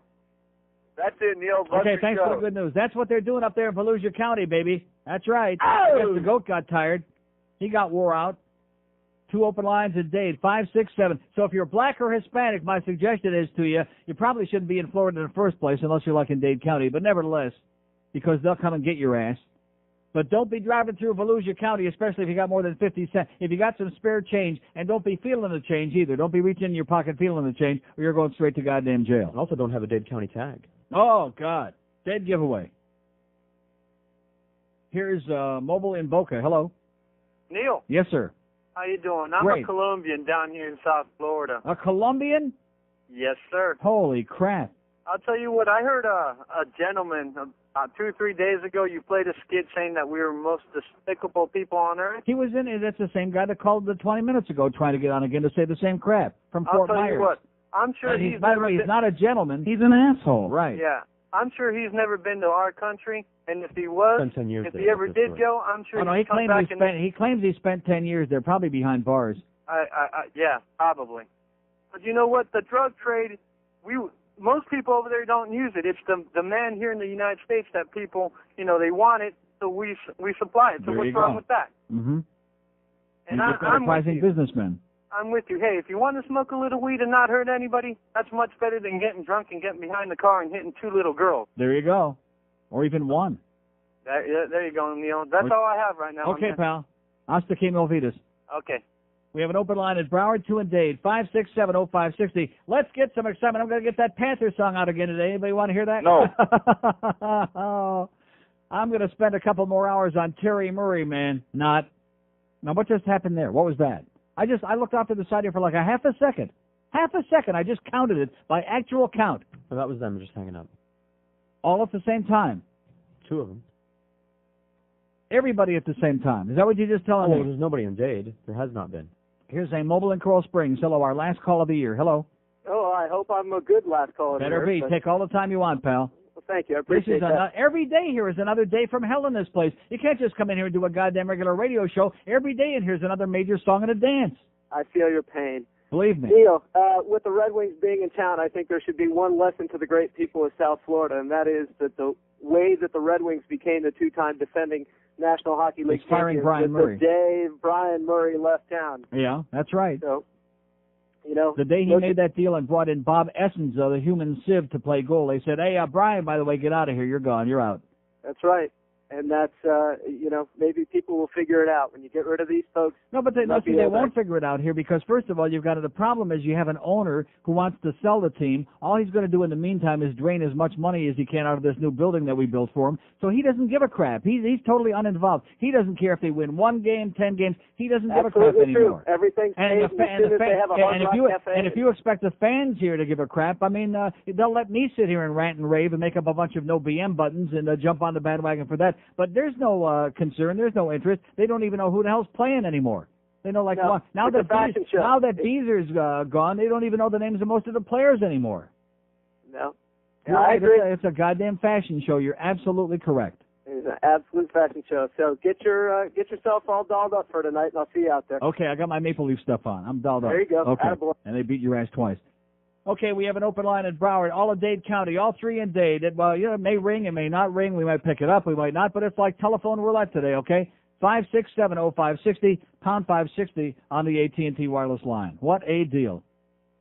And by the way, don't forget this Saturday, noon to 2. I keep forgetting all about these things that I want to do because I'm a little bit distracted by this phone thing, which is a little bit over and above the ordinary phone problems we have here. Just a little bit over and above and beyond. If you want to get your Best of Neil Volumes 1 and 2, you can call Center 1, order them by phone at 954-563-3600. 563-3600. Or you can go to your nearby border store and pick them up. We've got about $46,000 in so far for Center 1. Or you can check out our website, which, by the way, Eric in Orlando, spectacular job, sweetheart. What a job he's doing. Fantastic. NeilRogers.com. And you can buy them right over there. In fact, they also have the Phil Henry thing on there, which I don't know if a Center 1 might have a few of those left or not. They do. And also even a Rick and Suds, they got a few of those left. And also the Best of Neil stuff from previous years, which you can order right there on the internet at NeilRogers.com. Nice job, Eric. Thank you. So anyway, I was starting to say we'll be at Ben & Jerry's in Aventura noon to 2 this Saturday. And the Ben & Jerry's is right near the Rainforest Cafe between the AMC Theaters and Bloomingdale's on the south side of the mall. Noon to 2. Come on by. We'll have those D&H buttons and stickers and posters and good stuff. Here's a mobile in Aventura. Hello. Neil. Yes, sir. Last night, Channel 51 showed The Exorcist in Espanol. All right. And it was a hoot. Okay. Do you remember the scene where Father Marin and Father Karras first go in to talk to Reagan? Yeah. And he starts screaming and everything at him. He goes into Spanish. He Sure. calls him a maricon. Well, she was multilingual. Maricon, right? He calls him Padre maricon. To mama in in Hades, right. And also, the power. Lots of mamas going on in there. The power of Christ compels you. Yeah. En español, it's el poder de Cristo te obliga. All right. Great. There you go. Why you do this to me? Exactly. There you go. Thanks, Neil. Okay, have a great day, pal. May the Spirit of Christ compel you to do something good. We have an open line in Broward, and all of Dade County continues to be. Well, let's just check that out, okay? Line 1, there you go. Dial tone on 1. Dial tone on 3. See, we have to keep checking these out because they don't ring and they don't light up and they don't do anything. Our phone system is totally broken down. But at least one good thing, the people in Dade are consistent. We don't have to check those too much because they're not ringing anyway. Let's try Coral Springs. Hello? Coral Springs. Yeah, Neil, how you doing? This drug epidemic is out of control again in South Florida, and there's a little more to that airport stuff than you're allowing your listeners to hear. that I'm allowing them to hear? What does that mean? This one, the kilo of cocaine in South Florida now is cheaper than it's been in about 25 years. There's more drugs coming through here. And when they're doing those profiles... Wait a minute. But you started out by saying there's a little bit more to it that I'm letting people on. Here, did you hear what I read? Were you listening to the words? Oh, yes, I did. You made it sound like, these people in Volusia and the people down at DEA at the airport are doing the wrong thing. It's not true at all. Well, let me say it to you, sir. It is true. This one was in Houston, Texas, February 27, 1991. It's got the name of the individual. It's got the name of the judge who made the ruling on it. It's got all the details. It is true. It is true. People are having their... Anytime you're at an international airport, they have a right to search you no matter what. And, that's part of the obligation of flying. And they have a right to take any money you have on you and tell you that you're a drug dealer and not even give you a receipt? They do give you a receipt. If they didn't, that'd be corruption. If they didn't give a receipt, there's a reason for that. Wait, what would the reason be, sir? Probably because they've identified that person as a drug trafficker, and he actually is going to owe people money. If they don't give him a receipt... Well, sir, let me say sir, did you just want to make a lot of noise, or did you hear the article I read? I spent, a couple of minutes reading it. I did hear the thing, and you know what? Sometimes I got to respect your honesty, but sometimes you just only cover half of the issue. And what I'd like to do is I'd like to inform you a little bit. If they didn't give him a receipt, it's obvious that they wanted him to go through and he had to answer to somebody because there was drug money. Sir, let me say it to you again. There were no drugs found. They didn't even arrest him, okay, but they kept the money. Let me say it again. They kept the money. When the officer, he asked them for a receipt, they handed him a receipt for an undetermined amount of U.S. currency, not even an amount of money. It took him 2 years to go to court and get his money back. Neil, there were no drugs, there was no arrest, and there was no conviction. Neil, and you can keep saying Neil 50,000 times. This goes on all the time. Neil, you're an intelligent guy. First of all, it'd be physically impossible for him to carry $9,000 worth of narcotics on him. Number two, it was impossible for what? Him to carry $9,000 worth of narcotics. So where was it? Neil, that isn't the way they transport money. Where was the narcotics, sir? Where was the narcotics? He either delivered it or he was on his way to pick it up. Oh, so in other words, we have psychic DEA people now. We know this for a fact. That if I get on a plane and I'm flying home from Amsterdam and I have thousands of dollars in cash in my pocket, must be selling drugs. Oh, he hung up. Oh, there you go. You didn't hear the click? No, I did not, because I was talking too loud, thank God. He hung up because he's got no balls, and he's another one of those lying pieces of crap turd. Porkers is what he is. Another porker who will defend anything that the law enforcement people do in this country. And that was only one page I read out of this book. There are hundreds of pages telling you about similar stories and worse. Oh, but we just made it up. You're a bright guy, but you're only telling half of the story. I'm telling you the whole goddamn story, sir. The DEA ought to be disbanded today. They ought to disband the whole goddamn DEA because all this is a big, gigantic waste of taxpayer time and money. And they use the news media. Oh, we made this big bust today, and we did. Yeah, whoopee-doo. You're really doing a hell of a job. Hassling the hell out of people, and especially minorities, because we know that any minority member who's got a lot of cash on him, he is a drug dealer. Don't ask any questions. Don't give him a receipt. Just bust his ass, bust his chops, hassle the hell out of him, just like blacks and Hispanics driving through Volusia County, which we know there's no rednecks, no bigots up there, just like that guy over there in Fort Myers. And the Colombians are the worst. How in God's name can anybody get on the air, can go anywhere and make statements like that? The fill in the blank, are the biggest scumbags, the worst bunch of dreck, the worst, whatever. So thank God we don't live in the Deep South with a bunch of bigots. The Neil Rogers Show, now exclusively on 560 QAM. The Neil Rogers Show, now on 560 WQAM, Miami, Fort Lauderdale. My vagina really gets my panties in a wad. All right. Well, he's a Tallahassee Nazi who got the money from his daddy. And as I said, my little bratty with an agenda that's crappy. Well, he's a Tallahassee Nazi, no of the FLA. Well, he's a presidential son who doesn't have to run. No one else is gonna win. He might as well just move right in. Seek higher, seek higher, seek higher, seek higher. He has a golden spoon. He was born with up his ass. So look out, all you Jews. Get ready for the gas. He's a Tallahassee Nazi. You give our civil rights a wham. 'cause he's a Tallahassee Nazi, love of FLA.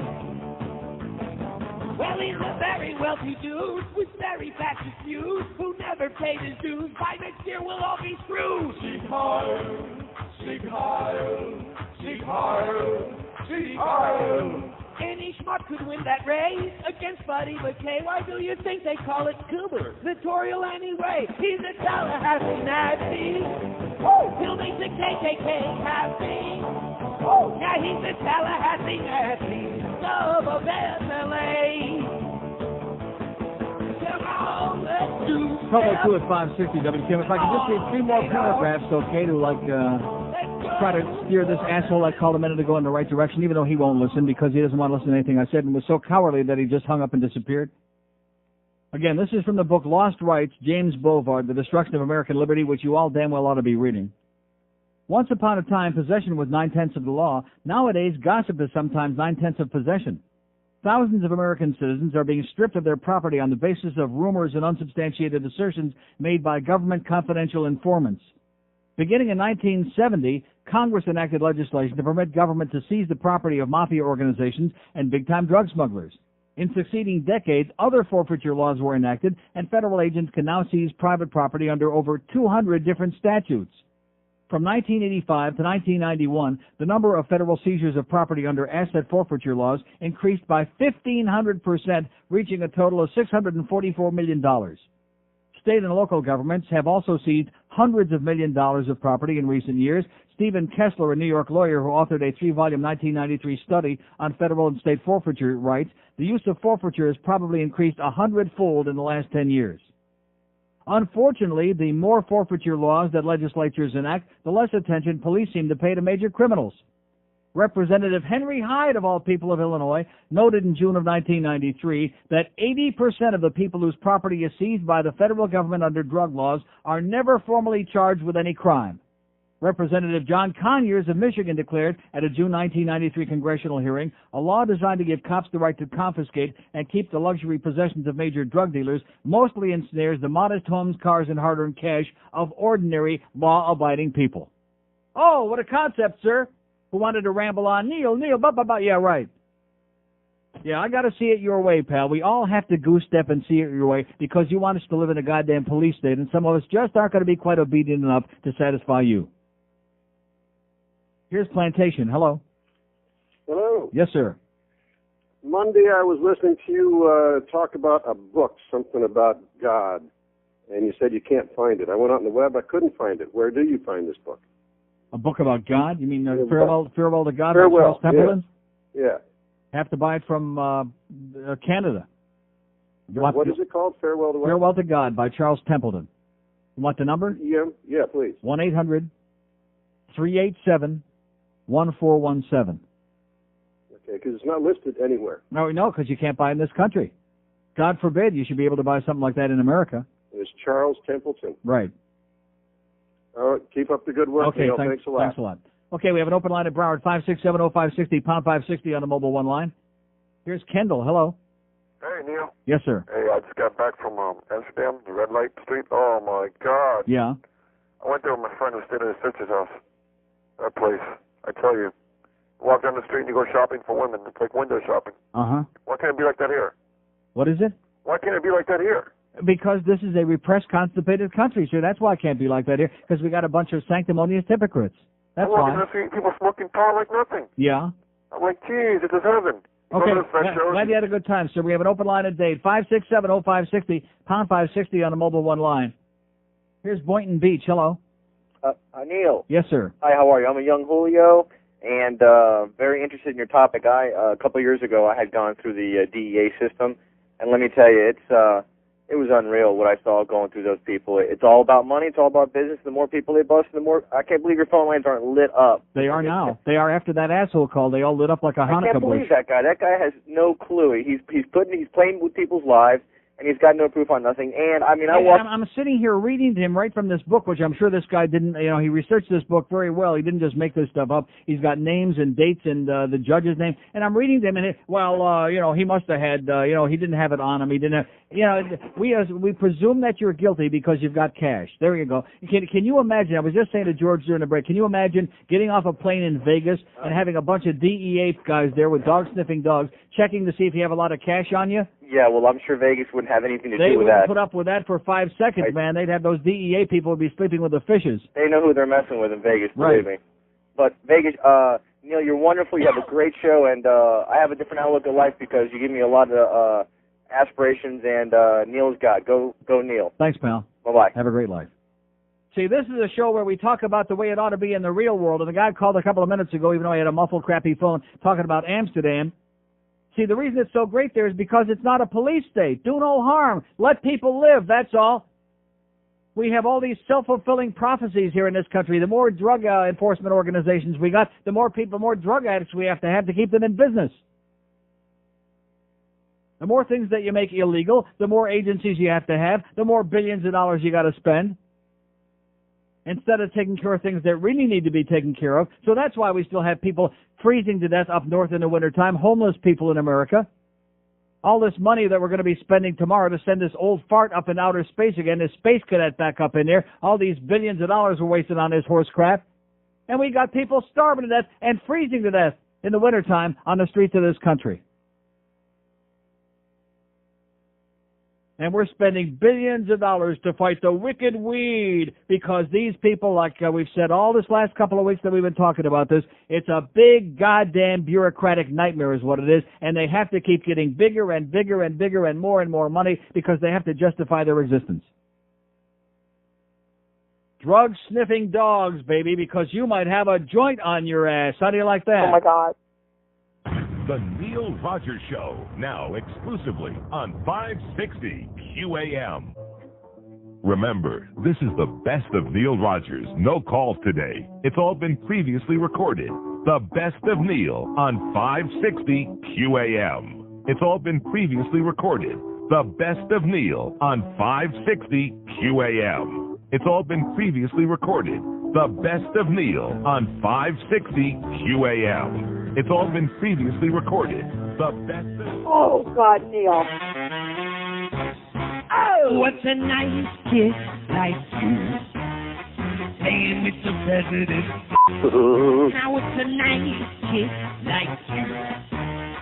Playing with the president. With designer pants and a jizzit dress. That old Ken Starr can't get you to confess. What's a nice kiss like you? Playing with the president. Boy! Now it's a nice kiss like you. Holding it between your lips. What's a nice kiss like you? Spending time between his hips. You're not bright enough to hold down a job. What you do best is go down on Willie's knob. What's a nice kiss like you? Playing with the president. Oh, yeah! Now you can make $1 million thanks to bills that day. The movies and books would be the frosting on your face. What's a nice kiss like you? Oh! Playing with the president. On your knees. Playing with the president. No skin. Playing with the president. You better split. Here's a fax from Alex in Miami. Neil, I was wondering if it's possible to get the book Farewell to God over the Internet. The answer is yes. www.canadabooks.com. One word, canadabooks.com.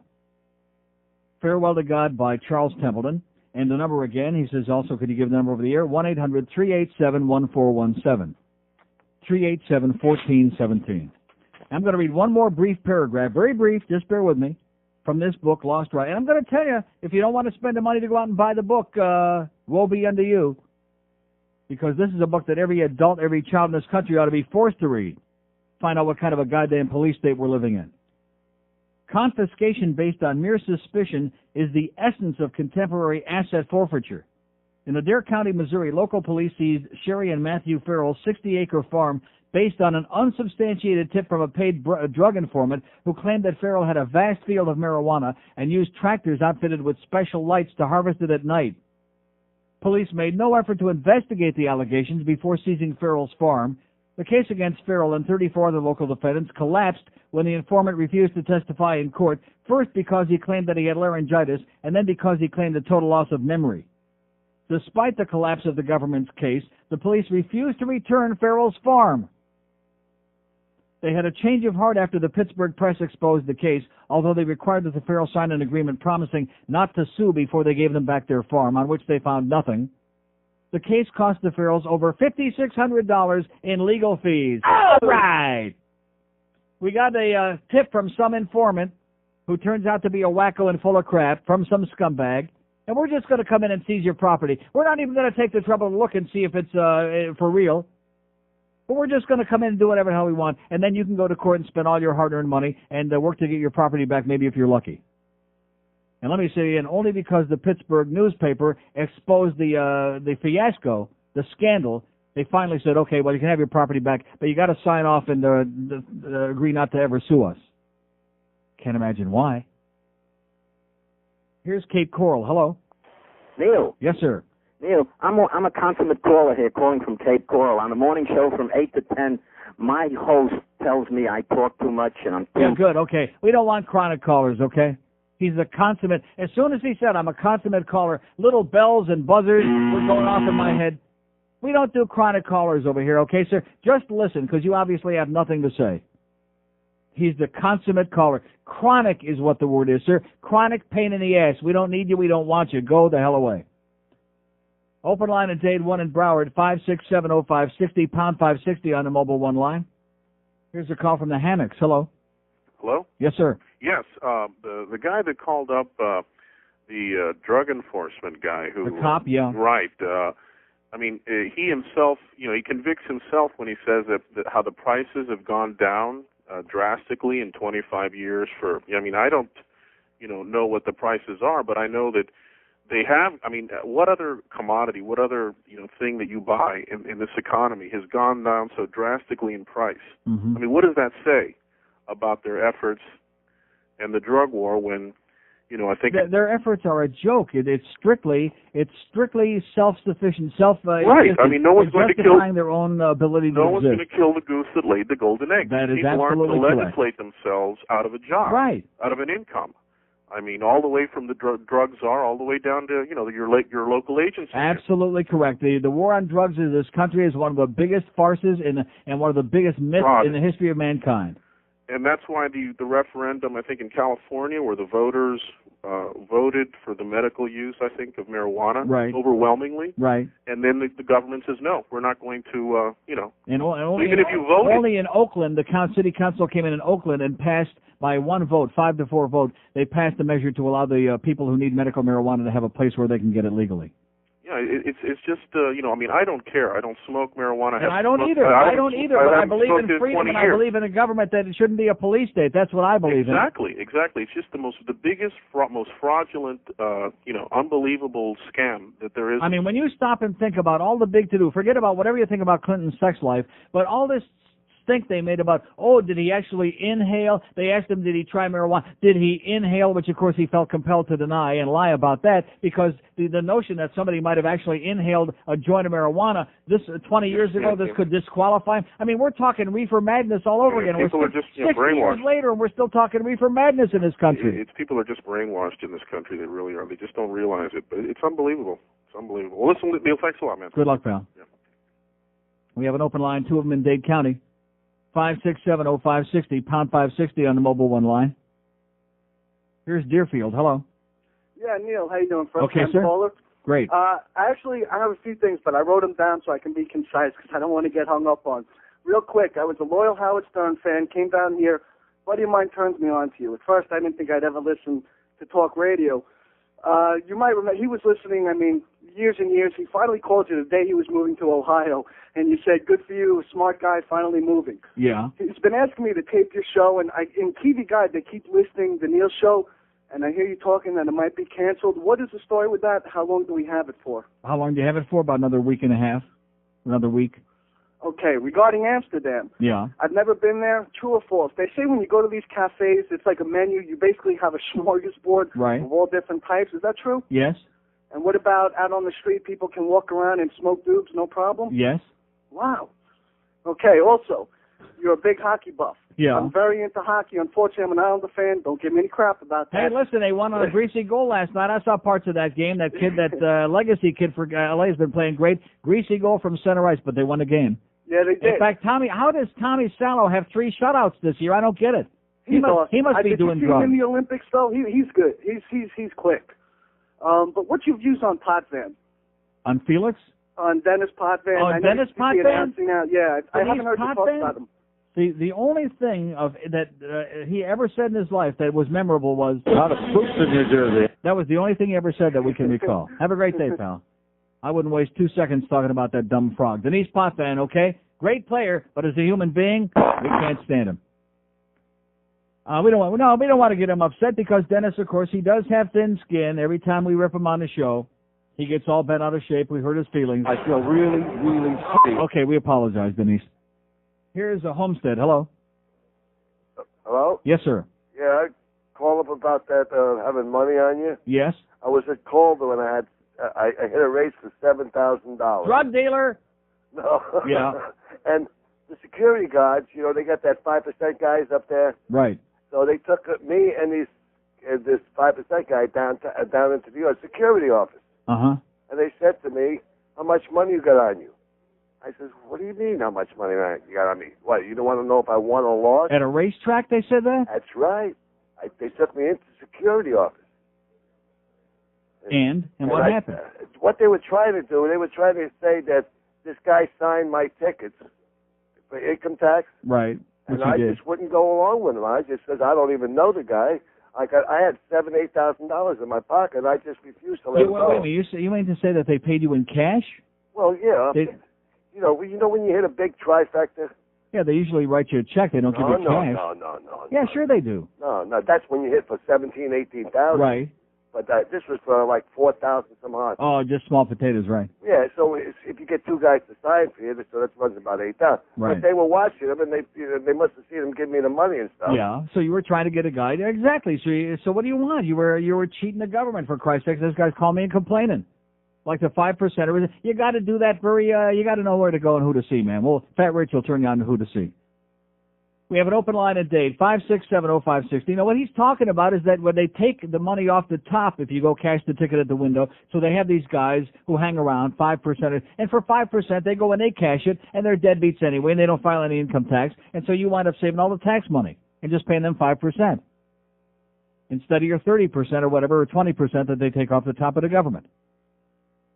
Here's a guy trying to cheat the goddamn government. Trace that call, by the way. Leave the poor old fart alone. Here's a mobile in Miami. Hello.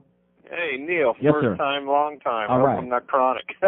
Well, you took the words out of my mouth before the break, and that's that caller after the break. But, I'd like to say that, you're right. This is a jackbooted police state. Mm-hmm. And like you said, these guys are just, they're taking our money, they're taking our property, and people need to protect their assets, I want to know what the book is. I heard Lost Rights, but I didn't get the author. James Bovard, Bovard. It's a paperback. Lost Rights, The Destruction of American Liberty. It's one of the most, your eyeballs will pop out of the sockets when you read this. Right. Well, there's another book you need to read. It's called The Authority of Law by Charles Weisman. People don't realize this, but a statute is not the law, and there's no jurisdiction in the court. So when they charge you with a statute, they're just, arbitrarily saying that this is the law, and we're going to do it anyway because nobody challenged them. The problem is you got lawyers in the legislature and in the executive branch, which is a violation of the Constitution, separation of powers. But people don't even realize that because they're not even taught civics in school anymore. Yeah. It's ridiculous. Anyway, I love you, buddy. Okay, pal. All right. Have a great day. We have an open line at Dade 1 in Broward, 5670560, pound 560 on the mobile one line. If you want to be in America, don't walk around with a lot of cash on you, okay? That's the message. And the darker your complexion is, the less cash you ought to be carrying around. Because we know there's no Schwarzes out there that I have more than like $10. Right? Wouldn't you say that's about right? Let's pick a number. If you're black In fact, if you're real dark black, and you got more than like $2-3 on it, well, let's see. Now, how much is it? $5 for the vagrancy law? What's the vagrancy law, George? How little do you have to have on you, and they can arrest you for vagrant? $5, I think. I don't know. Hasn't that changed? I thought it was under 20. No. Under you 20? $20. How the hell did I ever make it through those years at KAT? Don't you remember my story about how the day that was on a Sunday and my bank card wasn't working that day? And I was broke? And I wanted to go have lunch over there on the Alton Road. What the hell was the name of that place? Whatever it was. And I had no cash. And I put my card in the machine and it wouldn't work. I thought, geez, I'm going to be fat. It's Yom Kippur today. I didn't even know it. And I'm walking across the street and I look on the by the curb and there's like $6 bills sitting there on the ground. Of course, that's back in '76, so $6.76 bought me a nice meal and a big banana split. Yeah. And I said, all right, there you go. It's America. They paved the streets with money. Decriminalize pot in Florida. Jamaica. Vena mola landa zitera faina.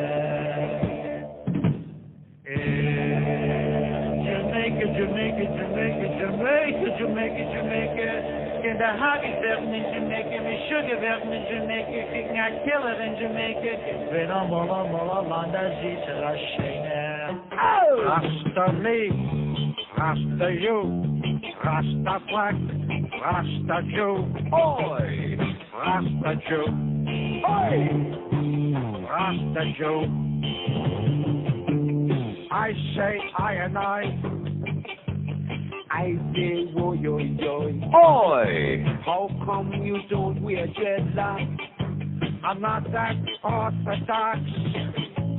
I like Jimmy Cliff, and I like to smoke a spliff. Alright. I like Matzo guy. I am a Yiddish type of guy. Rasta me, Rasta you, Rasta black, Rasta Jew. Rasta Jew, oh Lord, yes, Rasta Jew. I like kosher soup, and I ride a motorbike. Chicken soup with Canada lamb, that's what I like. Have you ever tasted bread, peas, rice, and greens? Plantain and gefilte fish, that's much more my speed. Rasta me, Rasta you, Rasta black, Rasta Jew, Rasta Jew. I want me to tell you, Rasta Jew.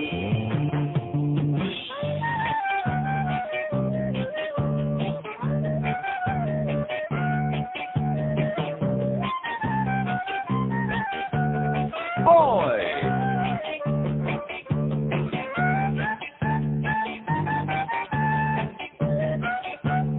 I'm dying over here.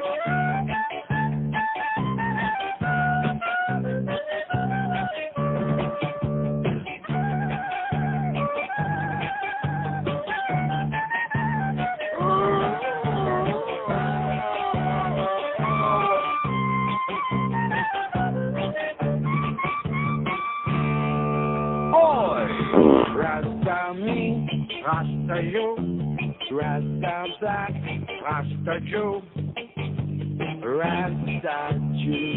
Yes, man, Rasta Jew. What are you doing? It looks like you're smoking a newspaper. Why do you always keep your pants unbuttoned? Want to cook bananas? What, you crazy? Do you at least peel them first?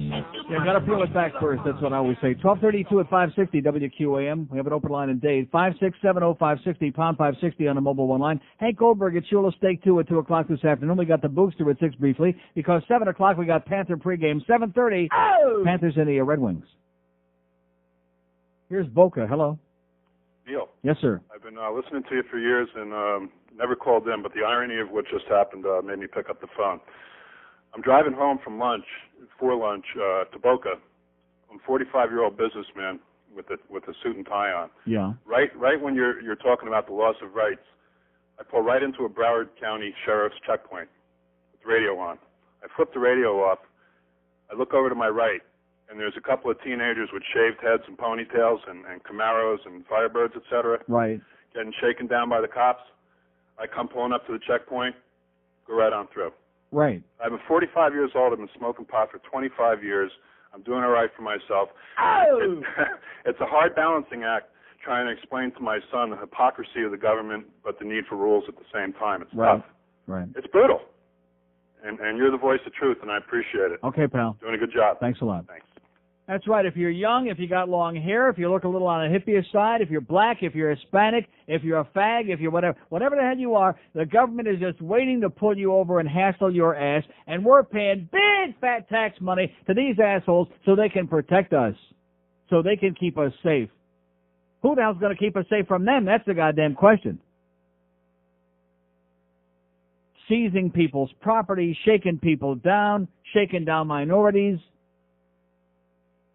Oh, yeah, illegal road checks out there in the highway. What gives them the right to do these the road checks? What is that all about? It's like something you expect to see in a banana boat country, in a 10th world country. Oh, well, we're just doing spot checks here to see who's naughty and nice. What if you're late for work? What if you're on How your way about to the doing job some spot checks to see who's got... See, this is a state where we have no auto inspection, by the way, which I've been screaming about for years, and we'll never get it back. We got the thing where they stick that, the tube up your rectum so they can shake you down for $10, as if they really care about emissions.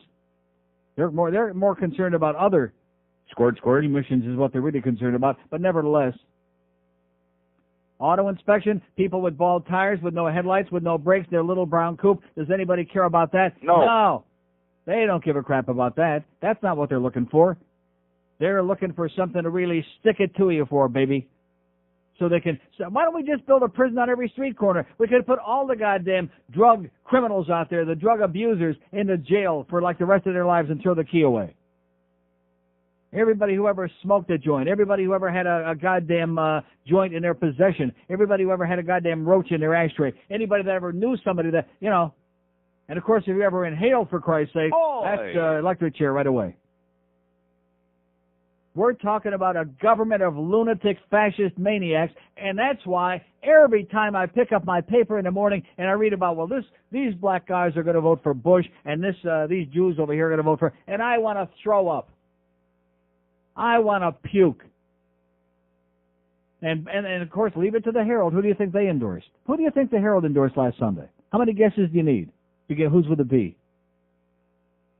And I read the whole convoluted argument, and it says in there toward the end of their editorial endorsement, it says, even though philosophically on most of the issues we agree more with Buddy McKay, in spite of that, we think that Jeb Bush has got the foresight and the vision to lead us into a new state of fascism, or whatever it said. How do you like that? In other words, what they're saying is that if we know what's good for us as we continue pandering to a certain constituency in this town, we damn well better endorse Jeb Bush. That's what they said. Because if you read it in the Herald, you know beyond a shadow of a doubt, it's what's good for the Herald. Whether it's about politics, whether it's about casino gambling, whatever it's about. Whether it's about building that arena they're building down there, right by the Herald property there with Mickey Arison and company. If it's good for the Herald, then they'll give you all the propaganda that you can suck down. Here's Pompano. Hello. Pompano. Hey, what's going on, Neil? Yes, sir. All right, I got a story out of D.C. for you. Can barely hear you. I got a story out of D.C. for you. Yeah. 6 months ago, they pulled over a car, nice Benz, driving through one of the rougher neighborhoods. Yeah. Tinted windows, they don't know who's inside. They figure they got a drug dealer or something. Yeah. Pulled the guy out of the car. It's Rod Strickland, point guard for the Wizards. Yeah. I mean, they stick him with a DUI or something, never follow up on it. I mean, it's crazy. Okay, pal, thanks for the good news. What did he say? He said something about the old Washington Bullets who had to change their name. We have an open line at Dade 1 at Broward, 5670560, pound 560, on the mobile one line. Boy, somebody put some bad stuff in these cigars, I'll tell you that. Woo! Heavy duty. Yeah, somebody has tainted our cigars. Here's a call from Naples. Hello. Hello. Yes, sir. I'd like to comment from a physician's point of view regarding prohibition, which you so accurately described. Yes? A pharmacist turned me in for prescribing opioid or narcotics, and the Florida Board of Medicine ran me all over the state to see a psychiatrist, to see a chemical dependency, and after a convoluted, extremely expensive experience, the Board of Medicine found nothing, and I was exonerated, but it was a very awful experience, and what it yields is that patients are unable to get treated adequately for pain by physicians. Right. So with prohibition, people are going to have to know that they're responsible for the people whom they elect. And I so much agree with your program. We need more people like you. That's my comment. Thank you, sir. Amen. Thank you so much. Okay. There's Dr. Jack. I mean, a doctor in Naples. Yeah, that's another thing. You can't even off yourself without the government sticking their nose in there. Dr. Jack, he's trying to help these damn people who want to die in peace, and they're terminally ill. Government's got to stick their nose in there. You can't do that. Because we got a bunch of people who are right-to-life people, unless you're a doctor. The Neil Rogers Show, now exclusively on 560 QAM. Remember, this is the best of Neil Rogers. No calls today. It's all been previously recorded. The best of Neil on 560 QAM. Beware of exploding balls. It was a cold, steel gray day. Brutal wind blowing in the direction of the feet. Freezing fast, cheered with undying loyalty. Victory rested on the shoulders of one man, Napoleon Kaufman. He emerged on the field from the smoky bowels of the team locker room. Napoleon Kaufman. He was healthy and ready to do something. Throughout the annals of sports history, nobody did something better than Napoleon Kaufman.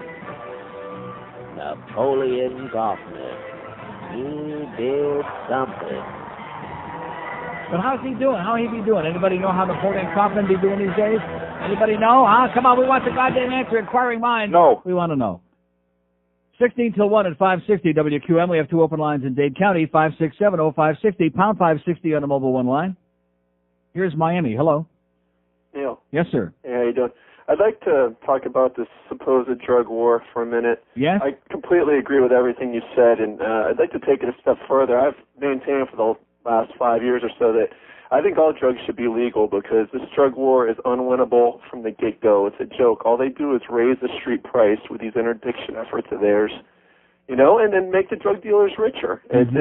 There's whether it's legal or not does not impinge on my decision whether to do heroin one bit. I'm educated about it. I say, take that money that they're wasting. Education. Oh, my God, you're getting a little bit revolutionary there now, sir. Education? Yeah. Informing the public about the realities of what this is all about, teaching our kids about drugs, honestly and openly? Absolutely. You know what? As opposed to just running around screaming the sky's falling and doing an Nancy Reagan with a red dress, just say no? It's ludicrous. And, you know, over half the crime in this country is drug-related. I think, you know, if you regulate it, legalize it, tax it, you're going to see a drop in the crime rate big time in the long run. Dramatic. And not only that, we'll be able to keep these violent criminals in jail for a very, very long time instead of letting them out early to put a dime a dozen drug dealer in there. Let me say it again. The average time that a murderer spends in prison in this country is 9 years. We have people serving, 3 people serving life sentences without eligibility for parole in this country because they were growing too many plants in their backyard. It's just unbelievable. One more thing, you know, I'm a musician. I was out last night at this bar, and they closed down, and I was out with my buddy, and we were sitting in my car in the parking lot. These 3 cop cars come up. They shine the lights in my car. Yeah. You know, they see, you know, I have a little bit, my hair's a little long, so is my friend. I have all these and a musician, don't forget. Yeah. They probably sensed that. Oh, you know, they went through my whole car, took out my bags and stuff that I have my equipment in, went through everything in my car. Right. You know, and then they have nothing to do out there. They're like bored. And what did they find? Nothing. Nothing. Absolutely, positively nothing. The big Unbelievable. Thanks hey, Neil, thanks a lot, man. Okay, pal. Yeah, he's got long hair. He's a musician, which I'm sure they must have sensed that. They got that sixth sense, A police effing state, baby. Make no mistake about it. You're in it. 2 open lines in Dade, 5670560, pound 560 on the mobile one line. Here's a Lady Mobile in Fort Lauderdale. Hello. Lady Mobile. Hello. Yes, Hello ma'am. there. I'm a first-time caller from Connecticut, and I've been enjoying listening to you. I agree with a lot of your points. I kind of have a hard time listening to you because you do take God's name in vain a lot, which kind of bums me out a little bit. Why but is hey, that? we have freedom of speech.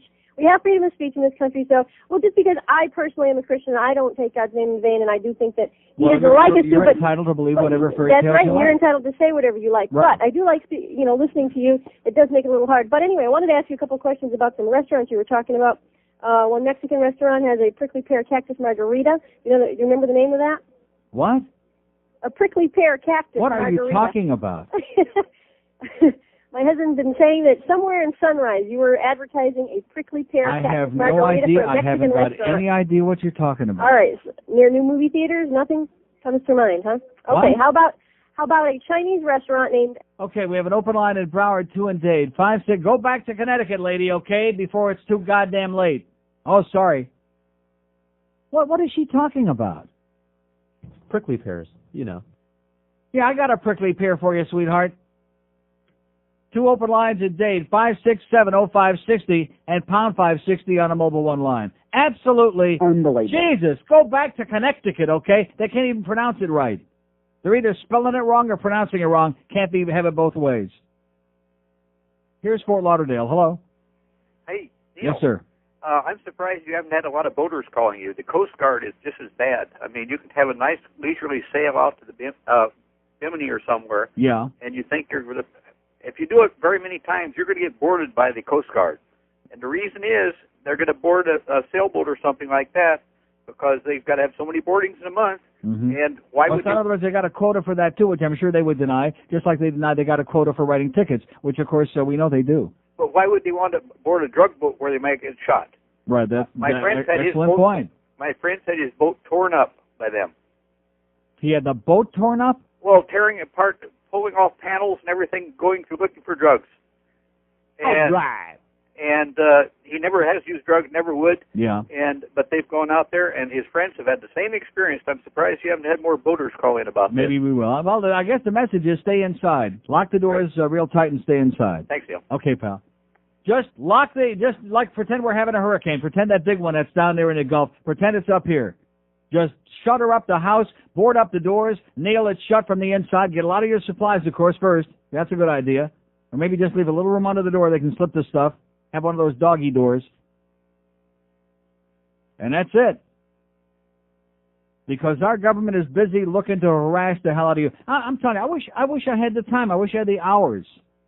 And I wish it weren't so boring to read stuff on the air, because it really is. I don't like reading on the air, and I've done a lot of it the last few days. But this book is just amazing. Just unbelievable. Where's the one about Fort Lauderdale I was reading only moments ago? One moment, please. To bring it real close to home. In Florida, the Dade County Commission revised county laws in 1989 to allow county officials to demolish a nuisance building within 30 days after the police report drug activity at the property. Proof of drug activity is defined in the ordinance as one arrest. In Dade County, they can demolish it within 30 days. One arrest. All right, we're tearing your building down, baby. Oh, here it is. In Fort Lauderdale, police seized the $250,000 home of a dead man from his heirs who had cared for him while he was dying of cancer. This is in Fort Lauderdale. The justification for the seizure, a confidential informant told police that 2 years earlier, the owner took a $10,000 payment from drug dealers who used a dock at the house along a canal to unload cocaine. The informant can't recall the exact date, the boat's name, or the dealer's names, and the government candidly says in its court brief it doesn't possess the facts necessary to be any more specific, as the Pittsburgh Press reported. Although the police had no evidence that the deceased homeowner was involved in drug dealing, an informant's vague, uncorroborated assertion was sufficient to evict the owners and seize the property in Fort Lauderdale. All right! I guess he won't be doing that no more, huh? Here's Fort Lauderdale. Hello. Hi, Neil. Yes, sir. I don't want to get off the subject of drugs, but just wanted to let all the blacks and the Jews and the fags to know if you don't vote November 3rd, yeah, you're going to see Jeb Bush, you know something? I haven't voted for years, and I admit it, I didn't. And this year, I should have registered, and I was going to do it, which it's obviously too late. And I guarantee you, this is the last time living in this country that I'm not going to register to vote, because even though it's only one vote, I just can't sit back and watch these Nazis take over the whole goddamn country. Can't do it. That's all I got to say. God bless you, sir. Vote early and often. All right. Okay. That's right. I'm going to register for the next one. And that'll probably be the last one that I'll be here. Oh, thank God. When is that day coming? Oh, please. Open line at Dade 1 in Broward, 5670560, pound 560 on the mobile one line. This is America, baby, where freedom is a figment of your imagination. It's a state of mind. It's all relative. Maybe your relatives are free, but you're probably not. Here's Key Largo. Hello. Neil. Yes, sir. Yes, one of your loyal listeners in Key Largo. You have a lot of them. Everything you say is right on about the government, about religion, about everything. You mentioned something 3 or 4 weeks ago. You said 2 words that I've been believing in for a long time. Yes, sir. Forced sterilization. Oh, absolutely. Now we're talking. It's ridiculous to let a 19, 20-year-old woman go in there and have their 3rd or 4th kid, and they still don't know who the father is. Right.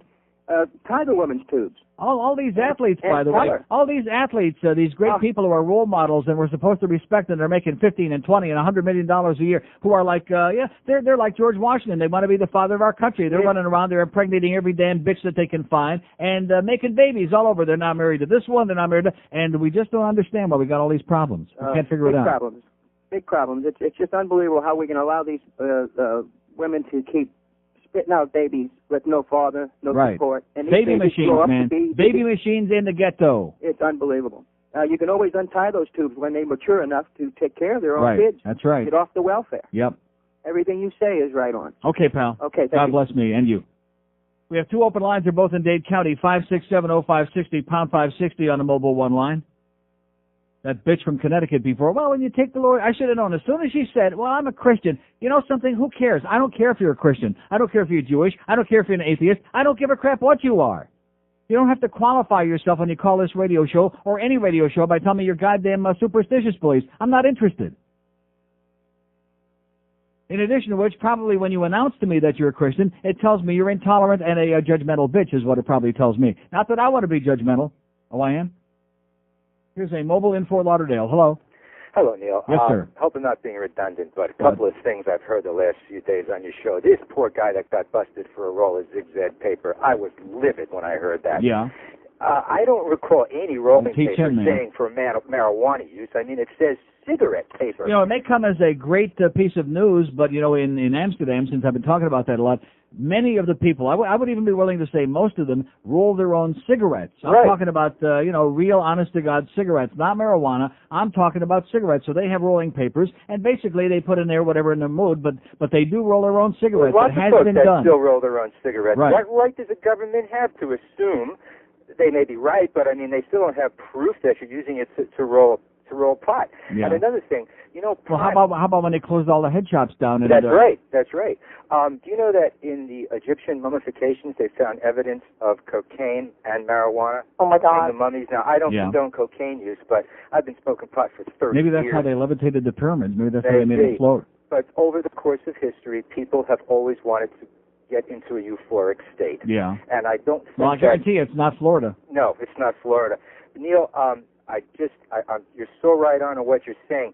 We, as your listening audience, I think, or I'm a little hesitant to talk about marijuana use in a restaurant or in public, you know, for fear of the wrong person overhearing the conversation. Yeah, that's right. We got those confidential informants, like the book says. Everybody and their brother is a confidential informant. Do you remember a few years ago when Bush told people, if your neighbor's doing something bad, call up the cops, turn it in anonymously. Not just your neighbor, but a guy with a mustache. I was reading the thing the other day about all these kids that are being encouraged to turn mommy and daddy in. This is terrible.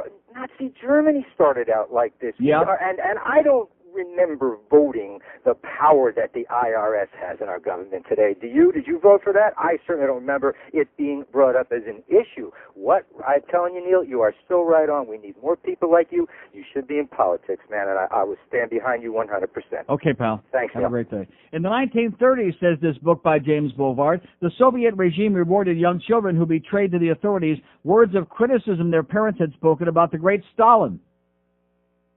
As Robert Conquest noted in his classic history, The Great Terror, Stalin's Purge of the 30s, Stalin's idea of a good young communist demanded the qualities of an enthusiastic young narc.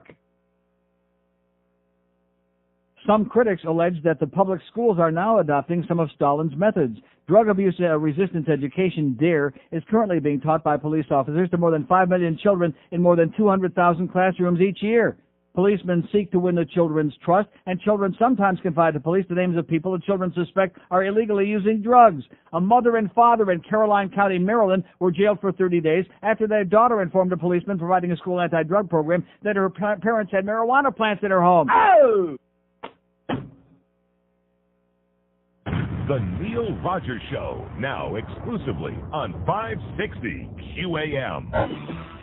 Remember, this is the best of Neil Rogers. No calls today. It's all been previously recorded. The best of Neil on 560 QAM. It's all been previously recorded. The best of Neil on 560 QAM. It's all been previously recorded. The best of Neil on 560 QAM. It's all been previously recorded.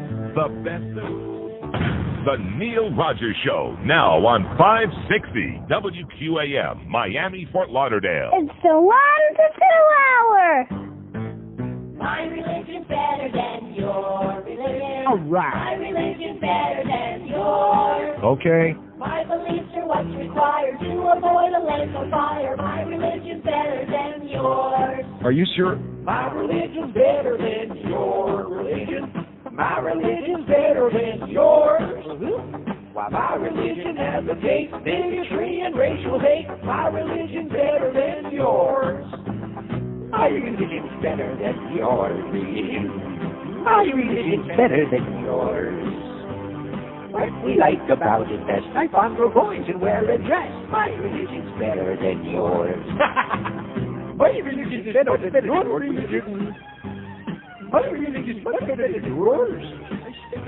We have no respect for women. Drive a cab to make a living. My religion's better than yours. Roy! My religion's better than yours. Religion. My religion's much better than yours. Chupa Harbor, spooky ghosts. We slaughter pigs and dogs and goats. My religion's better than yours. My religion's better than your religion. My religion's better than yours. We wear beanies and big tails and never ever pay these bills. My religion's better than yours. Please.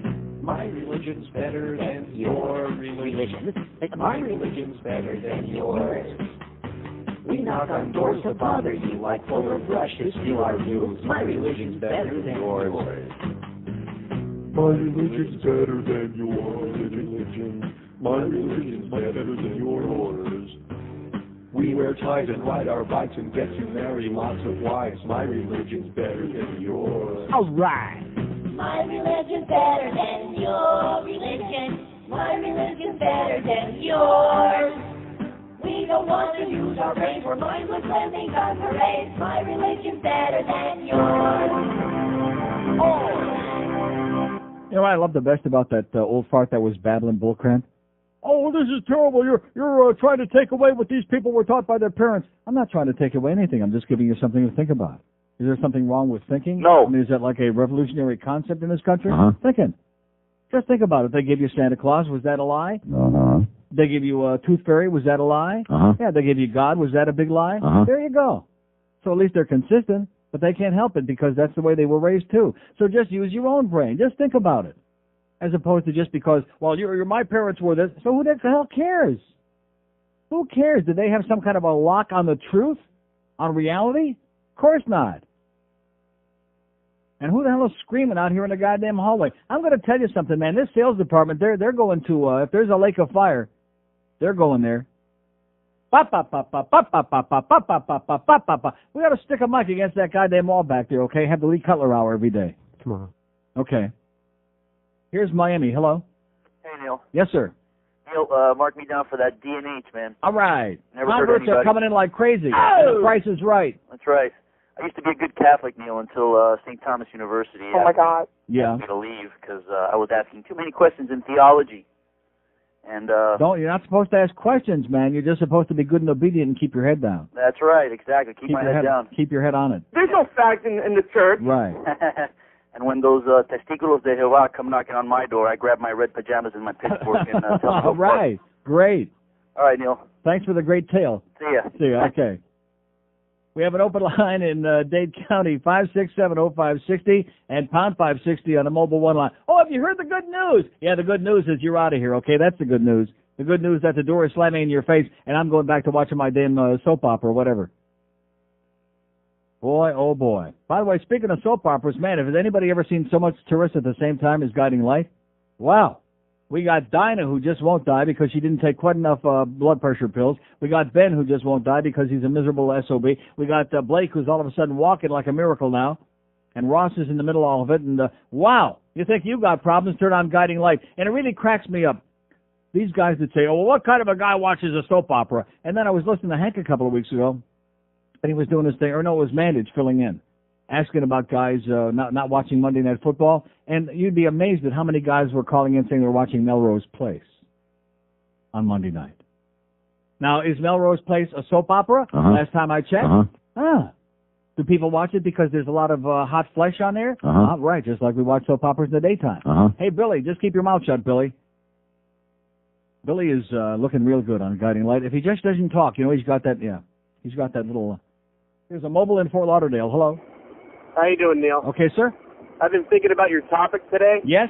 And it made me start to think that, you know, if you start thinking back during the Renaissance period and all during medieval times, what was the best way to keep the sheep in line? You scare them. If you scare them by saying, hey, if you don't do this, you're going to Religion without a hell isn't worth a damn. That's what that old Madeline O'Hare said before she ran off with all the money. Religion without a hell isn't worth a damn. Nobody's going to be into it. Life after death and heaven and hell. That's what it's all about. That is so true. And you know what? I'm a Julio. I was baptized a Catholic. But you know what? The first thing I've always thought is just the Bible is a good book of fiction. No, it's not even a good book of fiction. It's twisted and distorted and warped and full of hate and psychosis, and it makes no sense whatsoever. And contradictions. It tells a good story, and it tells a horrible story. But the thing is, you have to take the good things out of it. You have to take the morality parts out of it. You have to take the parts that say, hey, you shouldn't kill people. It's not good. Yeah, but if your children are disobedient, they shall surely be stoned to death. You can't be selectively pious, or you can't just pick and choose what makes sense and out of a book that makes no sense in its totality. You can't do that. Isn't that what you're doing? You're choosing what makes sense to you, right? That's not what I'm doing at all. I didn't get it out of a book. I got it from common sense. I didn't need somebody to write me a book saying you don't harm other people, you don't steal their property, you don't hurt people. That doesn't require reading a book. I never said I live my life by the book. Yeah. But what I'm saying is you do pick out, just like if you do with any other book, that you can pick up that tells a good story, that teaches morality. Yeah. I mean, I can name a bunch of them out there. It teaches morality? About how all these people had slaves and they were begetting this one and that one and everything, all the sodomy and the incest that was going on? You're nailing down the really, medieval points, the stuff that really... Medieval points? It's got nothing to do with medieval anything. I got the book right back here. I'll get this damn book out if you want me to. It's got nothing to do with medieval or anything. It's right in here. Go read it, pal. Have a great day. See, he's making a little bit of progress, okay? He's taking about a half a baby step, but he can't take the rest of the steps. Throw the book away, okay? Go burn it somewhere. Go have a good time. All these right-wingers are into book burning. There's one that ought to be burned because it's full of sickness and twisted crap. Oh, disobedient children shall surely be stoned to death. Well, that sounds great, and that's coming right from God himself, that loving God who loves us. But, boy, he gets pissed off, and every time he gets pissed off, his wrath shall wax hot because... Pissed off gets me fired up when I hear someone say that. That's right. That's right there in the beginning of Genesis. That's what God says. And that's why his wrath is waxing hot. Some days it's so hot he even listens to Waxy. He's the one. Until he heard Ranieri on there doing that ooga booga. You get a lot of it. Neil Rogers on Sports Hole Radio, WQAM.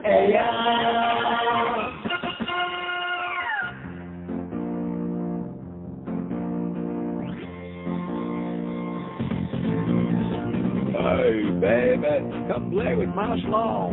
It may be hanging down, but you can take it big and long. Okay. Hey, baby, come play with my schlong. You don't have to swallow. I have a washcloth. Aiming to please when you're going down on me. Oh, yeah. Wear designer pads upon your legs. You got my hormones oozing. Whoa, here I come, erupting in a slim yeah.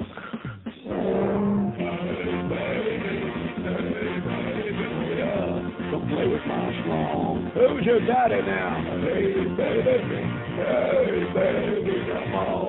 Come play with my schlong. 1:15 at 560 WQAM. We got the Hank Goldberg Show at Shula Steak 2 at 2 o'clock. We got the Booster at 6, and then we got the Padres in Atlanta, 7:45 tonight. We're getting to the big stuff. Here's Hollywood. Hello.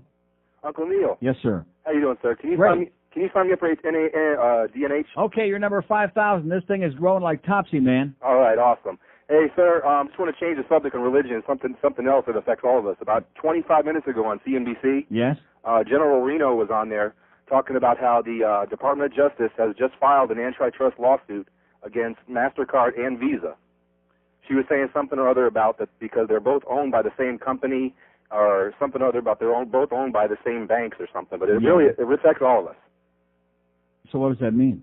Well, just a part of the big scam. It's just the antitrust, the monopoly. So are we going to get some money back? I don't know. She went jibber jabber. Yeah. Yeah, right. She was jibber jabbering. She does that very well. She jibber jabbers a lot. Well, like I said, I didn't understand all. I didn't get on all to the technical stuff or whatever, but I caught the gist of it. Yeah. But anyway, I have a shameless request. Yes, sir. Okay, next break. Can you play Casey Kasem? Which one? The one where he's cursing. Okay. All right. Also, Neil. Yes. Try Dilbert's World in the Ben & Jerry's. What is it? It's called Dilbert's World. Oh, Dilbert. I thought you said Gilbert's World. I was like, okay, thanks a lot, pal. Get out of here. I thought he said Gilbert. Doesn't it sound like he said Gilbert's World? I'll pass on that. My favorite moment of our thing at last Saturday when we were at Borders over by the Galleria was when Gilbert, right after he sang the national anthem. Where the hell is it? Oh, no. Right after he sang, did I say national anthem? Well, I'm stalling for time after he sang Take Me Out to the Ball Game, and he said, You thought that I was stupid? And everybody in unison said, Uh-huh. Here's a mobile in Palm Beach. Hello. Hey, Neil. Yes, sir. Hey, good show, interesting show. I respect your opinion. Let me speak for a minute. Yes. I'd like for you to go to the New Testament of the Bible, and that gives a good message. Read what is that? Read John 3:16.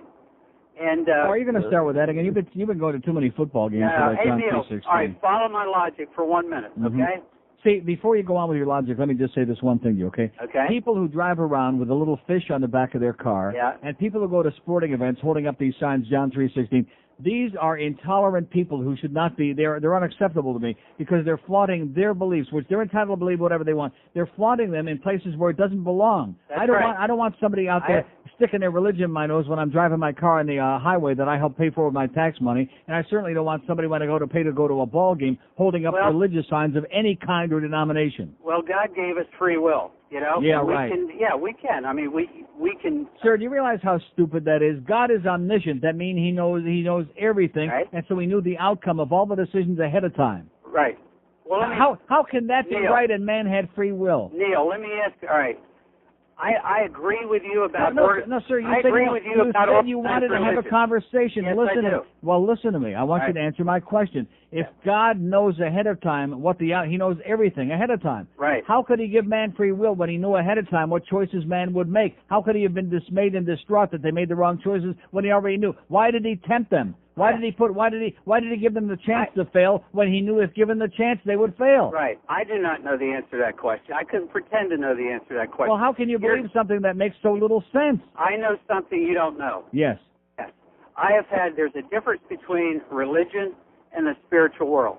What is a spiritual world? That is your relationship with God and Jesus Christ. Yeah. I've had that. I believed What you. does that mean? Well, what that means is that we realized that, that He was our creator.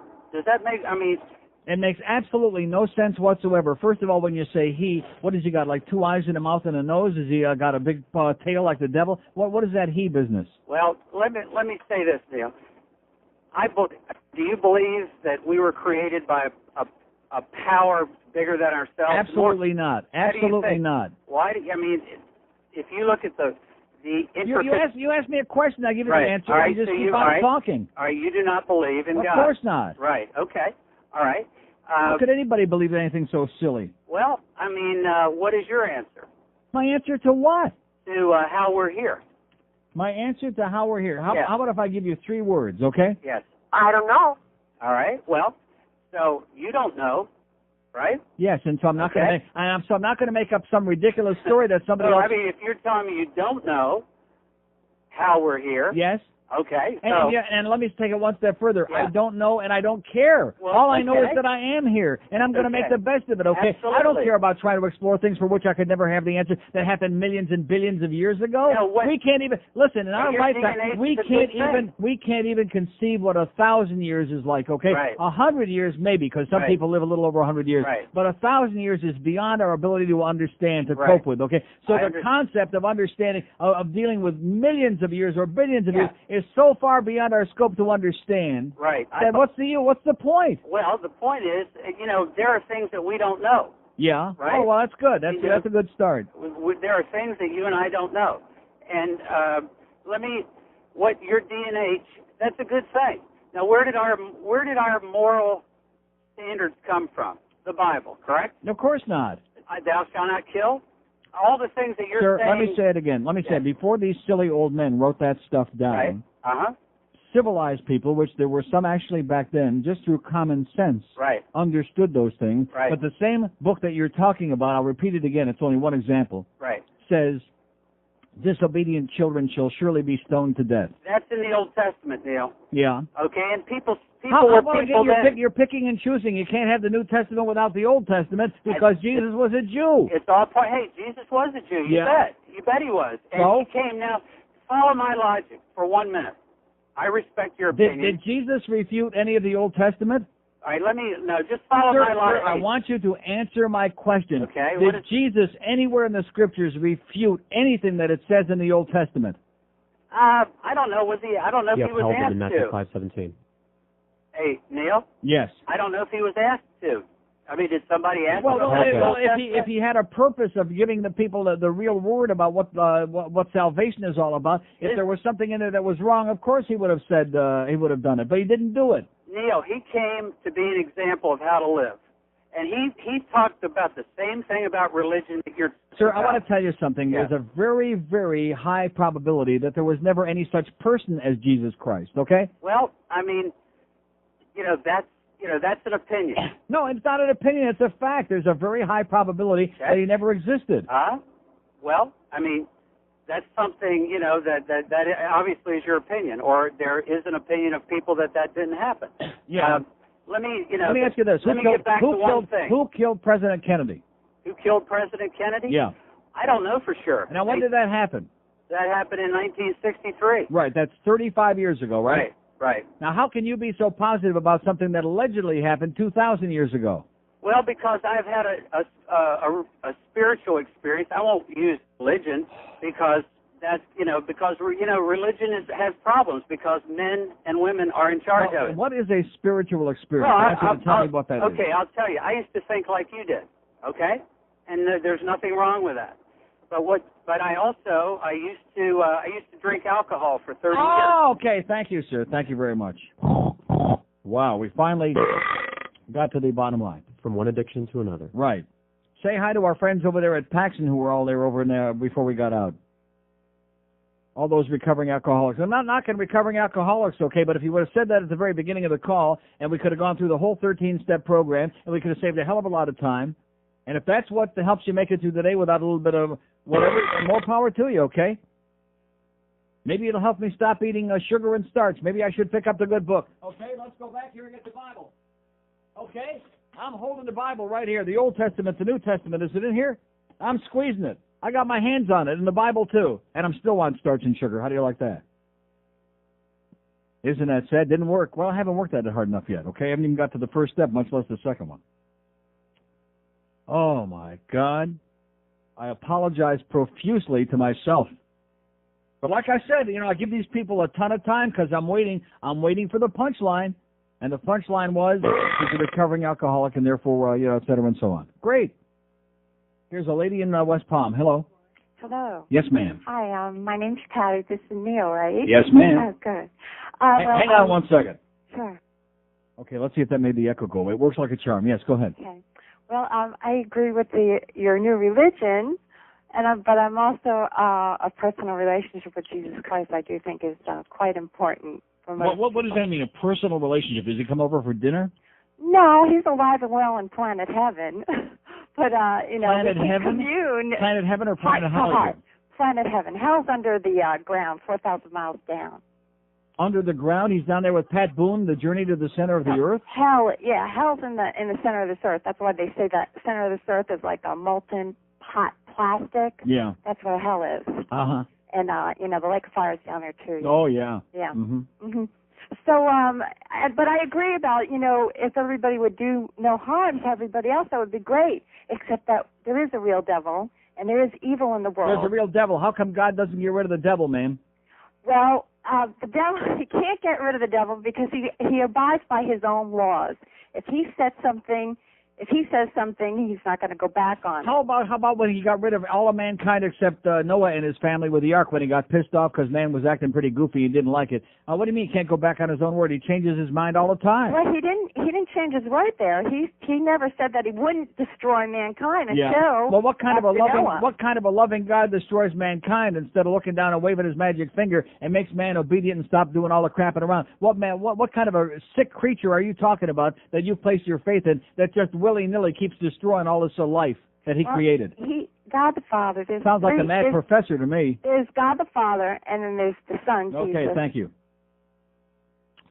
She's not responding like you'd expect because she can't.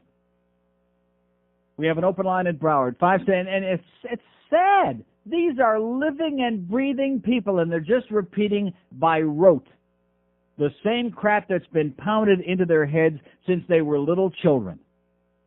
Oh, and God, the Father and the Son, and Hail Mary, Holy Mother of God, bada beep, bada bada. Yeah, right. Say 6,000 Hail Marys, and we can stop all this bull. Say 200,000 Hail Marys, it'll keep you off the street. You're rubbing the rosary beads, and Father O'Toole's in there, and he's rubbing something else. I'll guarantee you that right now. Because he wants to alter your life. Well, what answer do you have? I don't have any answers. I don't want any answers. I don't really give a crap. Doesn't interest me in the least bit. It'd be like winding up in the middle of downtown Manhattan without a car, without any clothing, but you got, in your wallet, you got $5 million in cold cash somehow. You just wake up one day and there you are, in a plush penthouse suite at some hotel in Manhattan. Now, are you going to say to yourself, how did I get here? Where did I come from? No, you're going to go out there and have a good time. Or you're going to hop on a plane and go wherever the hell you want to go. That's it. Remember, this is the best of Neil Rogers. No calls today. It's all been previously recorded. The best of Neil on 560 QAM. It's all been previously recorded. The best of Neil on 560 QAM. Neil, yeah. Oh, the white folks hate the black folks, and the black folks hate the white folks. To hate all but the right folks is an old established rule, but during National Brotherhood Week, National Brotherhood Week, Lena Horne and Sheriff Clark are dancing cheek to cheek. It's fun to eulogize the people you despise, as long as you don't let them in your school. Oh, the poor folks hate the rich folks, and the rich folks hate the poor folks. All of my folks hate all of your folks. It's American as apple pie. During National Brotherhood Week, National National Brotherhood Week. New Yorkers love the Puerto Ricans 'cause it's very chic. Step up and shake the hand of someone you can't stand. You can tolerate him if you try.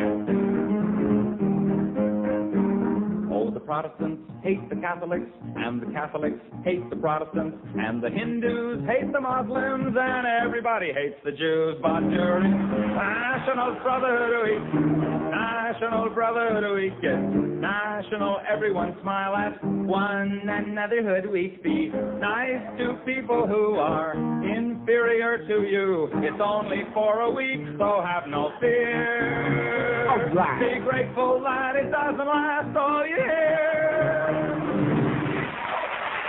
That's the American fucking way. You said it, sweetheart. 133 at 560 WQAM. Here's a mobile in Homestead. Hello. Hello? Yes, sir.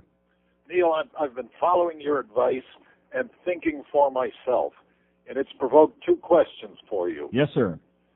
The first is, you are encouraging all of the older people in Dade County to get out because it would improve the county significantly. What? You are encouraging all of the old people to get out of Dade County. When did I say that? Oh, frequently. No, One I don't. of the problems with Dade County is that there are so many old people. No, that's Broward County. You got it backwards here. That's Broward. Well, Broward or Dade. No, I mean, Broward. in essence, it's the same. Yes. No, it's not the same. Not at all.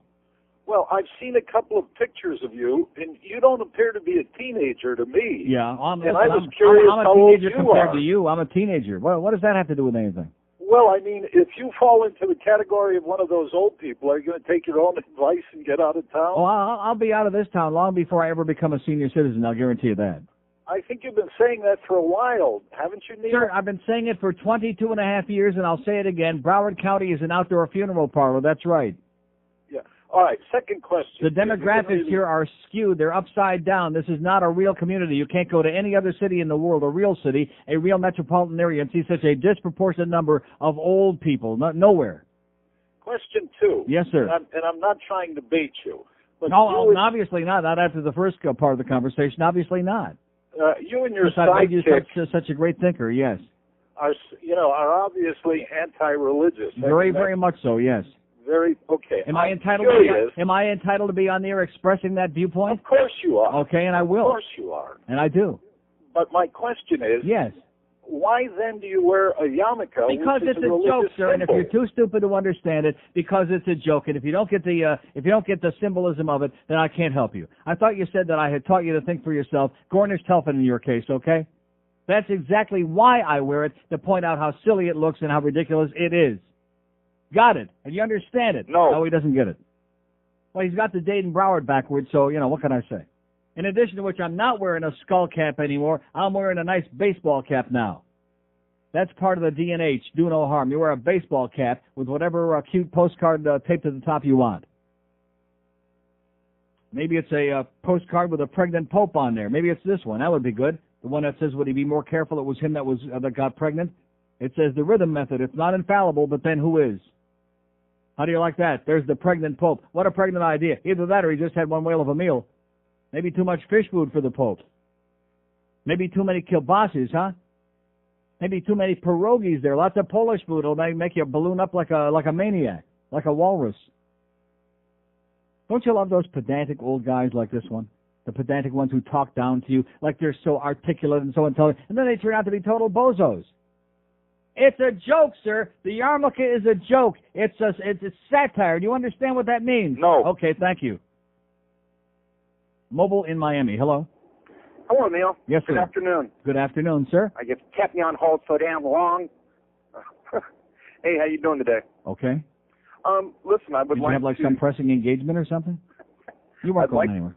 I'd like to join your organization. Yes. Organization. I'd also like to sign up my 2 children and my wife. There'll be 4 of us. Yeah. Okay, we're up to 6,000 now. Thanks, Neil. You're the best. Listen, I was flipping around the station last night, the TV, and there was some guy, John Staal, the reporter. He was on ABC. He was talking about John Asshole.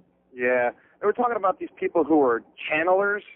they channel other people from other worlds and all that, and how this one guy and this one gentleman from Brazil had hoaxed so many people into believing that he was channeling some guy who was like 200-300 years old. And the guy would be in one room, and he would be telling him the answers, and the media would be asking him these answers and stuff, these questions. And it was so hilarious. And when it came out that it was all a hoax, this was like maybe 10 years ago, maybe 15 years ago, that these people still believed it. They go, no, it can't be. It's just like the people that are still sending money to Jimmy Swaggart. That's right. It was unbelievable how these people it's very believable. Oh, all right, well, yeah, you're right. How these people just, like, they would do anything they could in the world to believe this guy, and then they came out. Well, let me tell you one thing, sir. Just keep this in mind. It's good for making money sometime in the future. There's a lot of dummies out there. Just keep that in mind. One of the problems was, Neil, was the media, because nobody would take and investigate this guy. Mm-hmm. And one of the things that they said that he did was that his heart would stop when this guy channeled through him. And the guy showed the trick of what they would do. They would put this little rubber ball on his ribs, and he would push it while this nurse was taking his pulse, and it stopped it. It was such a joke. It was so hilarious. Well, anybody who believes that crap has definitely got rubber balls. Yes, sir, in closing. Neil? Yes. I love you. Okay. The Neil Rogers Show, now exclusively on 560 QAM. Let's have it ring. Hands waving at me. All right. Nothing but blue hands on my TV. Blue hands on blue sheets, and they got Nikes on their feet.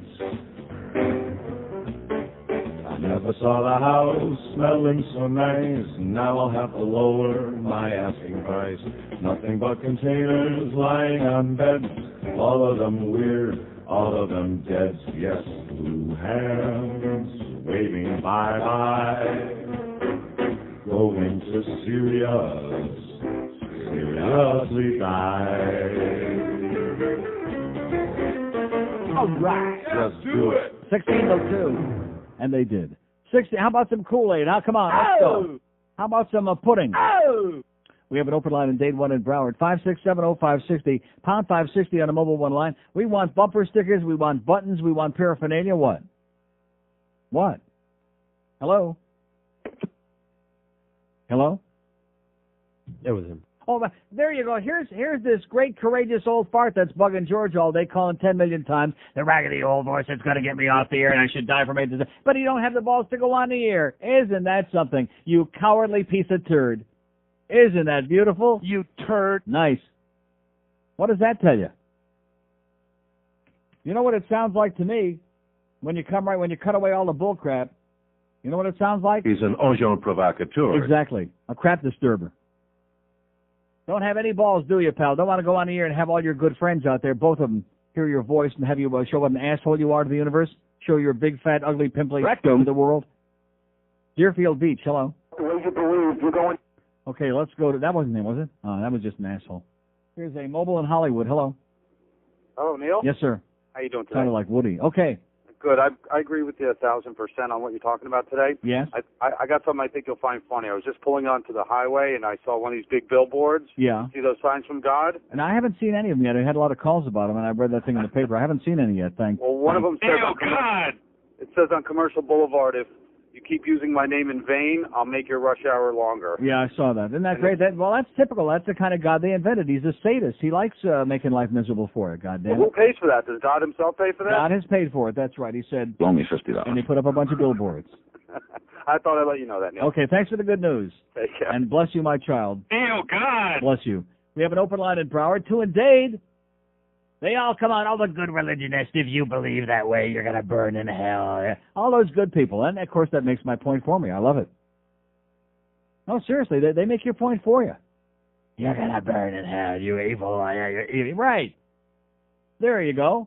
Just like Tom Lear was singing before. The Protestants and the Catholics and the Jews and the Arabs and this one and that one, all killing each other for thousands of years now. And we still can't learn our lesson to just be people and DNH, do no harm, and just leave everybody the hell alone. And stop teaching and breeding hatred and intolerance and stupidity, because that's what it's all about. Oh, but the good book says. Yeah. Children who are disobedient shall surely be stoned to death. Oi! Can you imagine that today? Can you imagine all the TV shows we could have on there? We could make Whammy the stoning station. Then they might get an audience. All those bratty little kids that are doing all those evil things. Just like every 15 minutes, we'll stone another one to death right there on channel whatever it is. Yeah, that's, oh, God.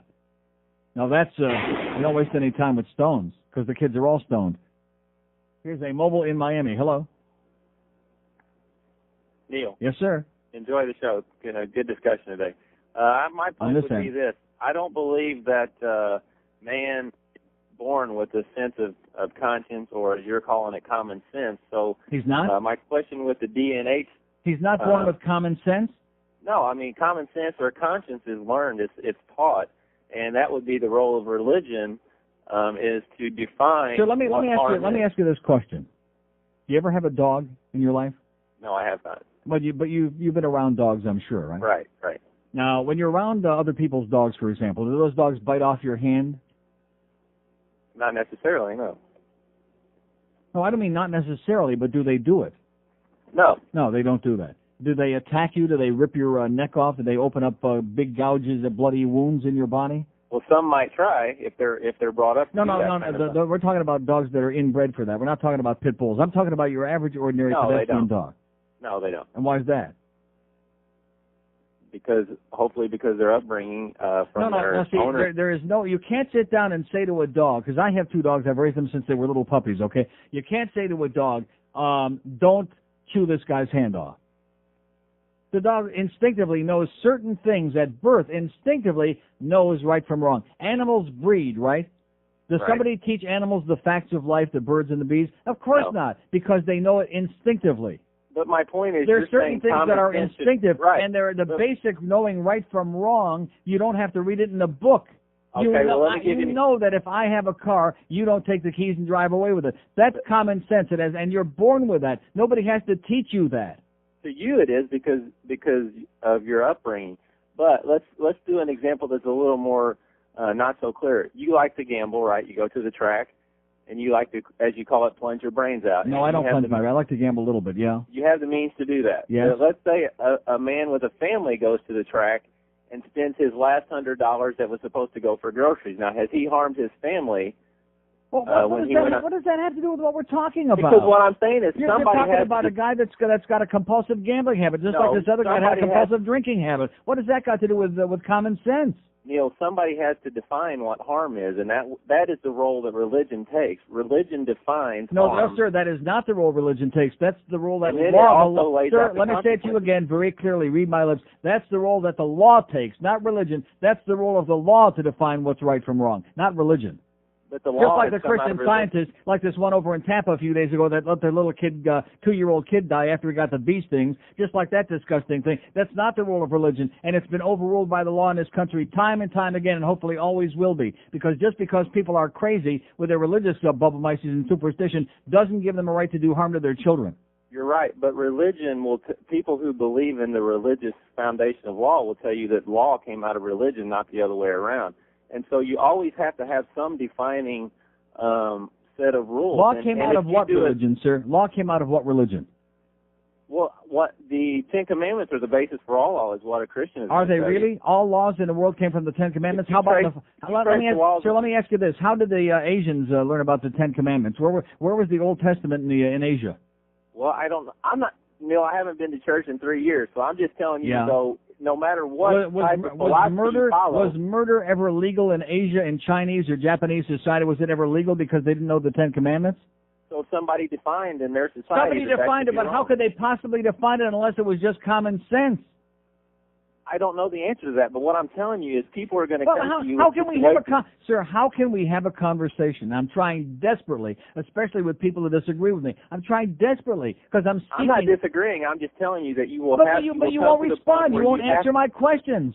You have to define harm, and you can't define what harm is to everybody and say, and everybody agree. So that's where. Well, let me ask you this: where's the gray area about doing harm to another person? Where's the gray area? Because what's harmful to you, because of your upbringing and your background. Sir, just a minute. You're talking about people with compulsive gambling problems. It's not.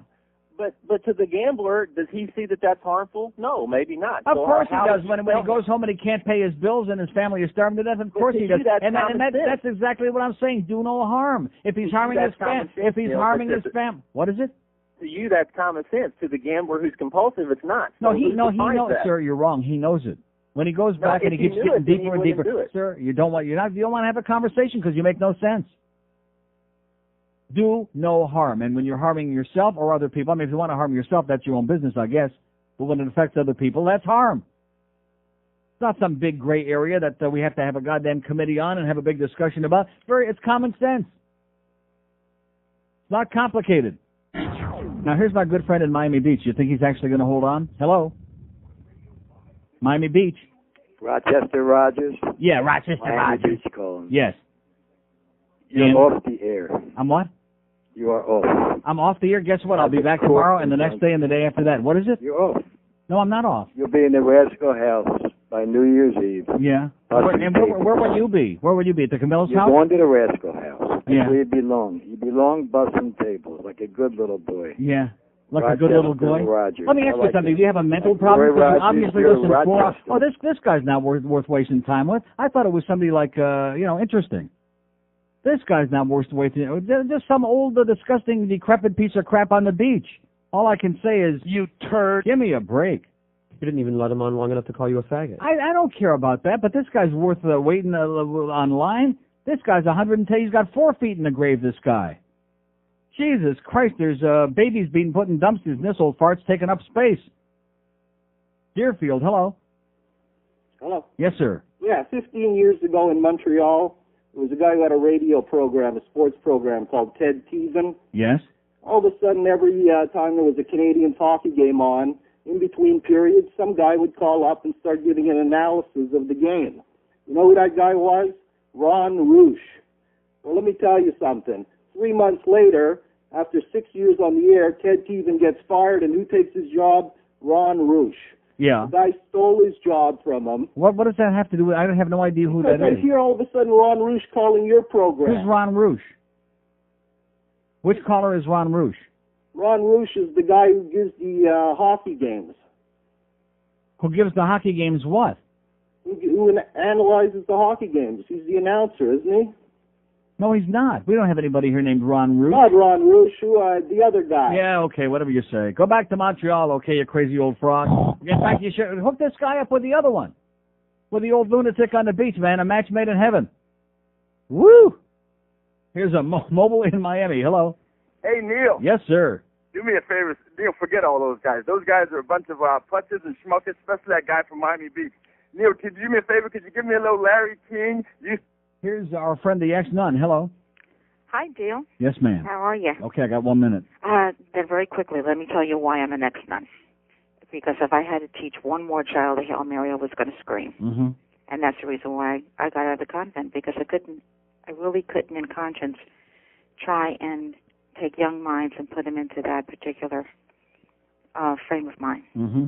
So that's it. Okay. Okay. Have a good one. Bye-bye. Bye-bye. There's our friend, the ex-nun. She got out of it because she knew it was a bad habit. That's right. And she got tired of shaving her head bald, too, by the way. So anyway, that's going to do it. Did we have one caller on here today that made any sense? No. Of course not. DNH, we want bumper stickers, we want pins, we want signs, we want billboards. Do no harm, man. No. Very common sense. Do no harm. That's it. That's our new deal. Doesn't cost you a dime to join. Don't have to rush the temple, the church. You don't have to pay any dues, any fees, send any money to any faith healers. What is it? Hello? Hey, Neil. Yes, Hank. Oh, I got a story for you. Okay. You'll love. I got a call yesterday from a reporter in Las Vegas. So you'll never guess who's out there buying up businesses. What family do you think that's moving into Las Vegas? The Gotti family. No. Go south. Not Wayne Huizenga. Oh, yeah. Wayne is buying up stuff in Vegas? Auto dealerships and waste management companies. Oh, my God. Well, we'll have to look for a new place to go, I guess. Used to be a fun joint. Why not? I'm going to use him as a contact. Get comp. Yeah, there you go. Yeah, he'll give you a comp. Remember the end of, what the hell was that movie where James Caan was in the, James Woods was in the, Once Upon a Time in America? Oh, yeah. He was in the garbage truck at the end? Yeah, I'll wind up with some hacked-up hooker and some roadside. Wind up like brothel. old Zithead. That's right. Unbelievable. So you'd like that one. So when's the deal going to be finalized? When's he making the deal? I don't know. They called me and asked me to check on it from this end. You know that they had heard out there that he'd been seen out there and was seen in the company of Steve Wynn. Yeah. And that he was looking to No, acquire. I mean by the way, if he's acquiring auto dealerships out there, that's nothing different from what he's been doing. But maybe the good news is that means he's getting out of here. Wouldn't that be great? No, he doesn't. Oh, you yeah. mean move the family out west? Right.